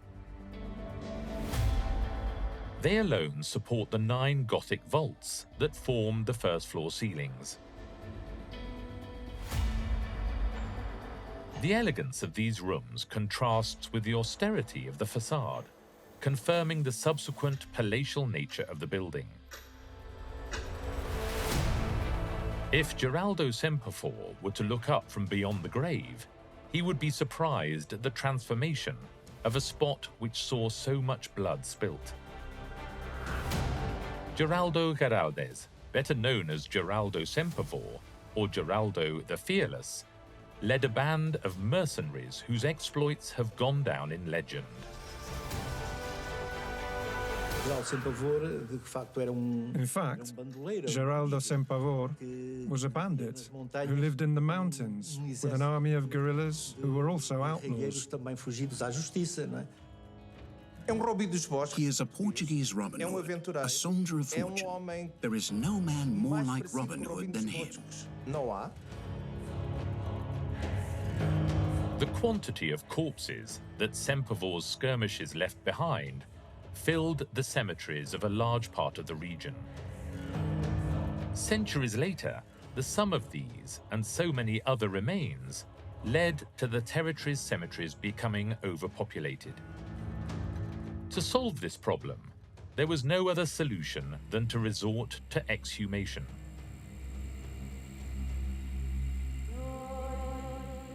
Thousands of remains were transported to the Church of St. Francis in the nearby town of Evora. There, 3 Franciscan monks devoted themselves to the task of building an ossuary. From that moment on, this church would be known around the world for its Chapel of Bones. Any brave visitor who decides to venture into the chapel will find a warning message at the entrance. We, the bones that rest here, are waiting for yours. Once the threshold is crossed, more than 5,000 pieces of bone await curious visitors. Skulls, femurs, and other bones form columns and frescoes, creating a scene that sends shivers down the spine. This macabre place has to be understood from the point of view of the mentality of the time. Ossuaries were designed to remind us of the certainty of eternal life after death.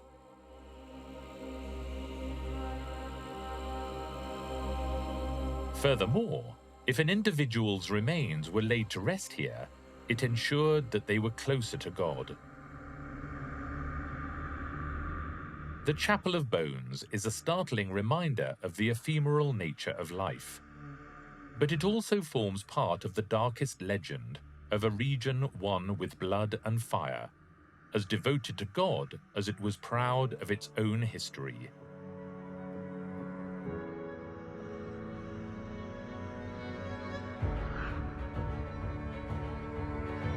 Amongst the rubble, in the harsh confines of the old fortress, battered by strong winds, covered in stone, tightly packed, are two stacked coffers, one of gold, the other of the plague. These verses are the start of the poem written by the Count of Montserrat, based on one of the most intriguing legends surrounding the castle of Montemoro Velho. It may be that beneath its walls is one of Portugal's most impressive hidden treasures, and one of its curses.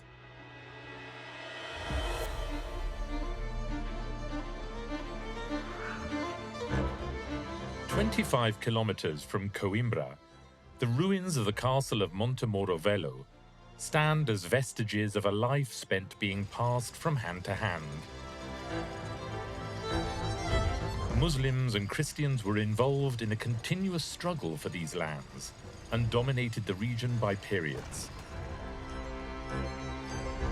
The fact that it stood on the banks of the river Mondego made the fortress a highly prized possession, standing on a line that was the natural separation between the Christian north and the Muslim south.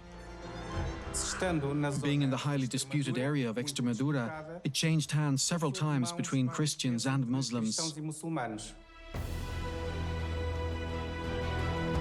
The fortifications' reputation also came from its large size. Nearly 5,000 men could be housed inside the complex.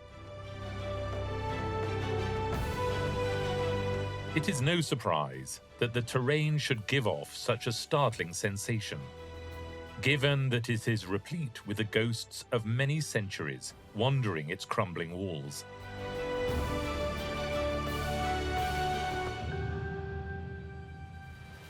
Despite having suffered centuries of plundering and occupations, the fort has areas that have lasted until today.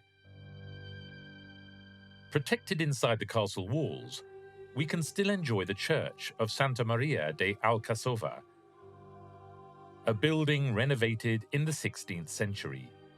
It has more than one surprise in store, like its stylized Manueline columns.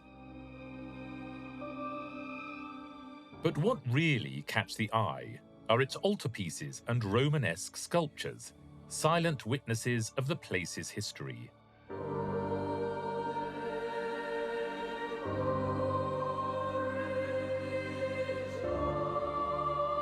A fortress with a tumultuous history is the perfect setting for myths and fantasies to develop. The most famous legend associated with these lands is the so-called Legend of the Two Coffers. The lord of the castle, a stern widow, had just one daughter. She was his greatest treasure. But when the young woman secretly married a knight against her father's wishes, he flew into a rage. In an act of revenge, the lord of the castle decided to give them a malicious gift. He offered them 2 sealed coffers, which they had to choose from. One was full of gold. The other was loaded with the plague. Once opened, it would unleash a plague that would annihilate the population mercilessly. The young lovers preferred their love and fled without choosing either of the coffers. The legend of the two coffers is a legend of the two principles, black and white. In other words, one coffer contains good and one coffer contains evil. The best option is to do nothing and leave the coffers unopened. Could the coffers still be hidden somewhere in the castle? Or could someone have opened them already?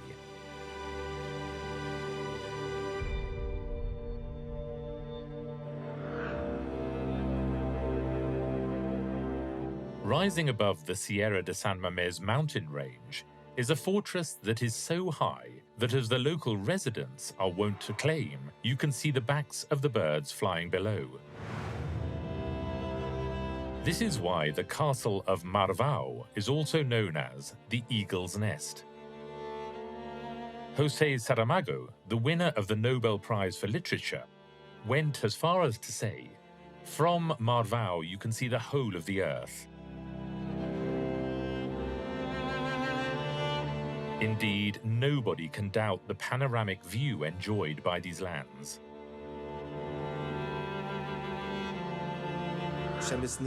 It is called the Eagle's Nest precisely because it is at the highest level it could be.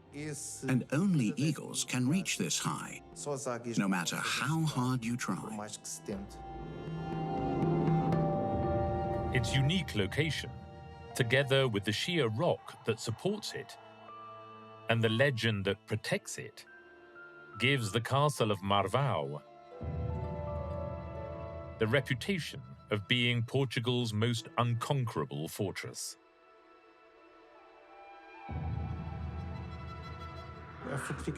The fortification itself stands on an extremely high rocky location.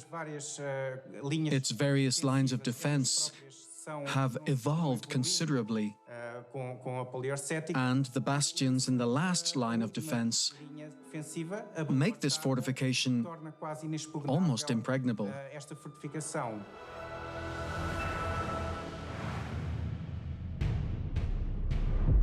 The castle of Marvao is considered to be a set of superimposed fortresses. Its three different lines of fortification confirm that its architects took their task seriously. All the elements of the castle were designed to make it an impregnable site. From its interminable ramparts to its strategic battlements. From its blind doors to its embrasures for low fire. Marvao was designed to be an obstacle course for its attackers. The walls were adapted to the sheer nature of the terrain, making the most of the passive defense provided by the craggy crest of quartz rock on which the fortress is built. It was not taken, but if it was to be taken, it would have to be by prolonged sieges that starved the occupants. It would be difficult to conquer it by direct attack.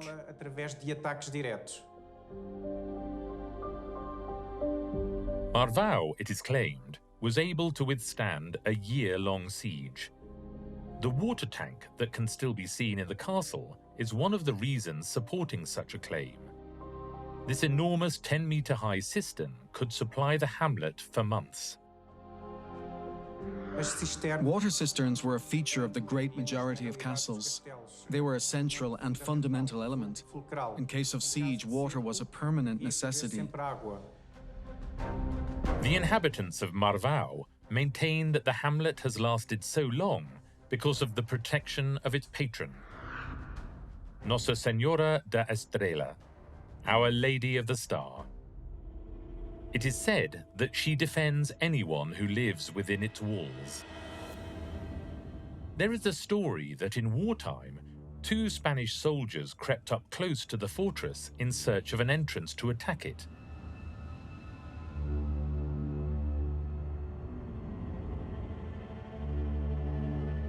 Suddenly, an unknown woman's voice shouted, "Take arms!" The lookouts then alerted the troops garrisoned in the castle. After being given away by this woman, the Spanish soldiers fled down the slope in terror. Of course, it is said that the woman's voice that alerted the soldiers was the voice of Our Lady of the Star herself. It is perhaps thanks to Nossa Senhora de Estrela that the castle of Marvão still stands today, protecting its inhabitants. One thing we can be sure of, however, is that its stones will continue to witness the passage of time from the privileged vantage point provided by the Sierra de San Mamés.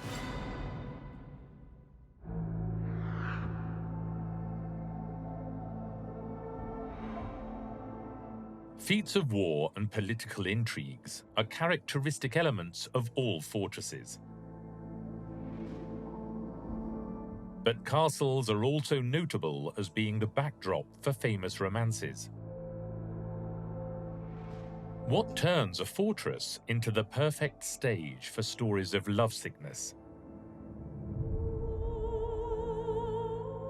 Braganza has witnessed treachery in love and even stories of people locked up for love.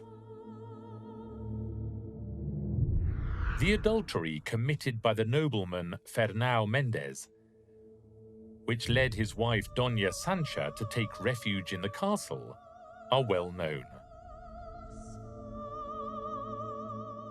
Another scandalous case was that of Dona Leonor, the wife of the 4th Duke of Braganza, who was imprisoned in the castle after being unjustly accused of adultery. But the most famous romance associated with this place is the one that revolves around the so-called Princess's Tower. The legend of Bragança Castle is essentially an attempt to justify the names given to the Princess's Tower, the Traitor's Door, and the Sun Door. The explanation for these place names can be found in very curious legends locked in people's memories, like the one that tells of a princess who lived there with her uncle, a tyrannical nobleman who would not let her fall in love. The girl fell in love with a poor soldier, but the penniless soldier was not worthy of her hand in marriage, so he left to seek his fortune. But time passed, and the soldier did not return. Even so, the princess rejected all the suitors that came seeking her hand in marriage. Years later, her uncle betrothed her to a wealthy knight, but when she met him, she confessed her intention to continue to wait for her soldier. Her uncle flew into a rage and came up with a plan to teach her a lesson. Disguised as a ghost, during a stormy night, he crept into the princess's bedchamber. The ghost's message was clear. The girl must forget about her lover because he would never return. Her duty was to marry the knight chosen by her uncle. Miraculously, a flash of lightning lit up the room and revealed that the spectre was in fact her own uncle. The disconsolate princess withdrew into one of the towers. Some say forever, others until her love returned. This story ensured that the building would forever be known as the Princess's Tower.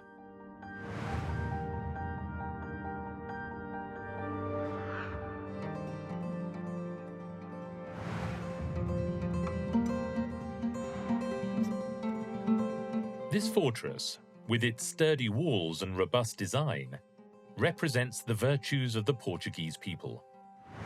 The castle of Guimarães is the beginning of the Kingdom of Portugal. How can it be that this fortress carries such a reputation on its shoulders? Ancient and regal, the fortress was built to become a medieval bastion against the continuous attacks of Moors and Norsemen. A bird's-eye view reveals the surprising triangular shape of Guimarães. Its three-point floor plan reminds us of a shield, an appearance that supposes a good metaphor for the defensive nature of the fortress. It also benefits from a design unlike the usual Portuguese constructions of the period, perhaps because of the Saxon influence that can be seen in its forms.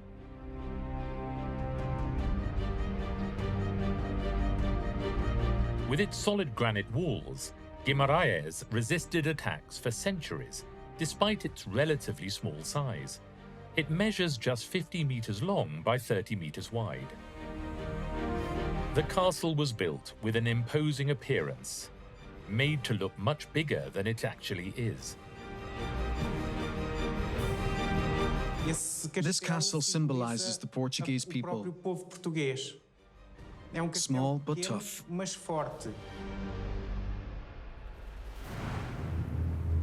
With 8 turrets around its keep, this imposing fortress stands proud and important, as it has done since it was built, witness as it was to the birth of the Portuguese nation. So let's have a look at the foundations of modern-day Portugal. It is said that the first Portuguese afternoon occurred with the Battle of San Mames, when King Alfonso Henriques, together with the castle of Guimarães, defeated his mother, Dona Teresa. And with his victory, Portugal became independent. Hence the name the First Portuguese Afternoon. And for the same reason, this castle is called the cradle of the nation. The origins of Portugal give rise to one of the most powerful legends of the time. We are talking about a tale that defines the honorable nature of the country and its capacity for loyalty and commitment. That tale is the legend of Egas Moniz. 12th century. The Spanish army was fighting to maintain its hegemony in Guimarães, but the Prince Afonso Henriques had other intentions: the independence of the kingdom. The region was not going to be able to deal with the siege of Spanish troops.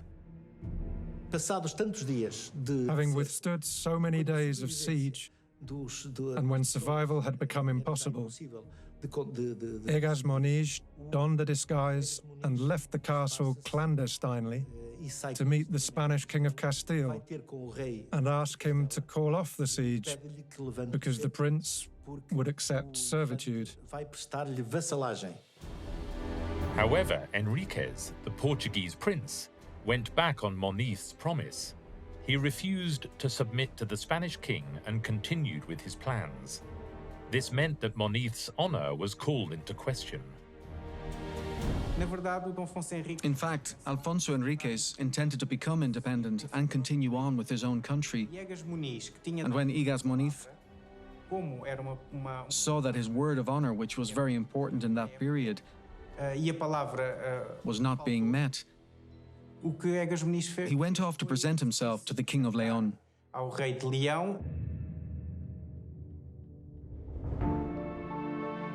To keep his honor intact, Moniz decided to leave for the court of the Spanish king.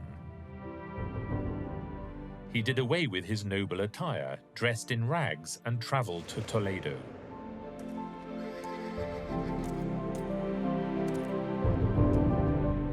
He presented himself to the king as a beggar. His intention was clear: to place his life and that of his family at the sovereign's service, as a guarantee of his commitment and a gesture of loyalty. The monarch was overwhelmed by Moniz's actions. Understanding that his promise had been kept, he was moved. and gave him back his freedom. The legend of Egas Moniz thus became the representation of the honorability of the Portuguese people. And the castle of Guimarães benefits from this tale to stand as one of the most unusual fortresses on the Iberian Peninsula. A genuine national symbol based on honor and on legend.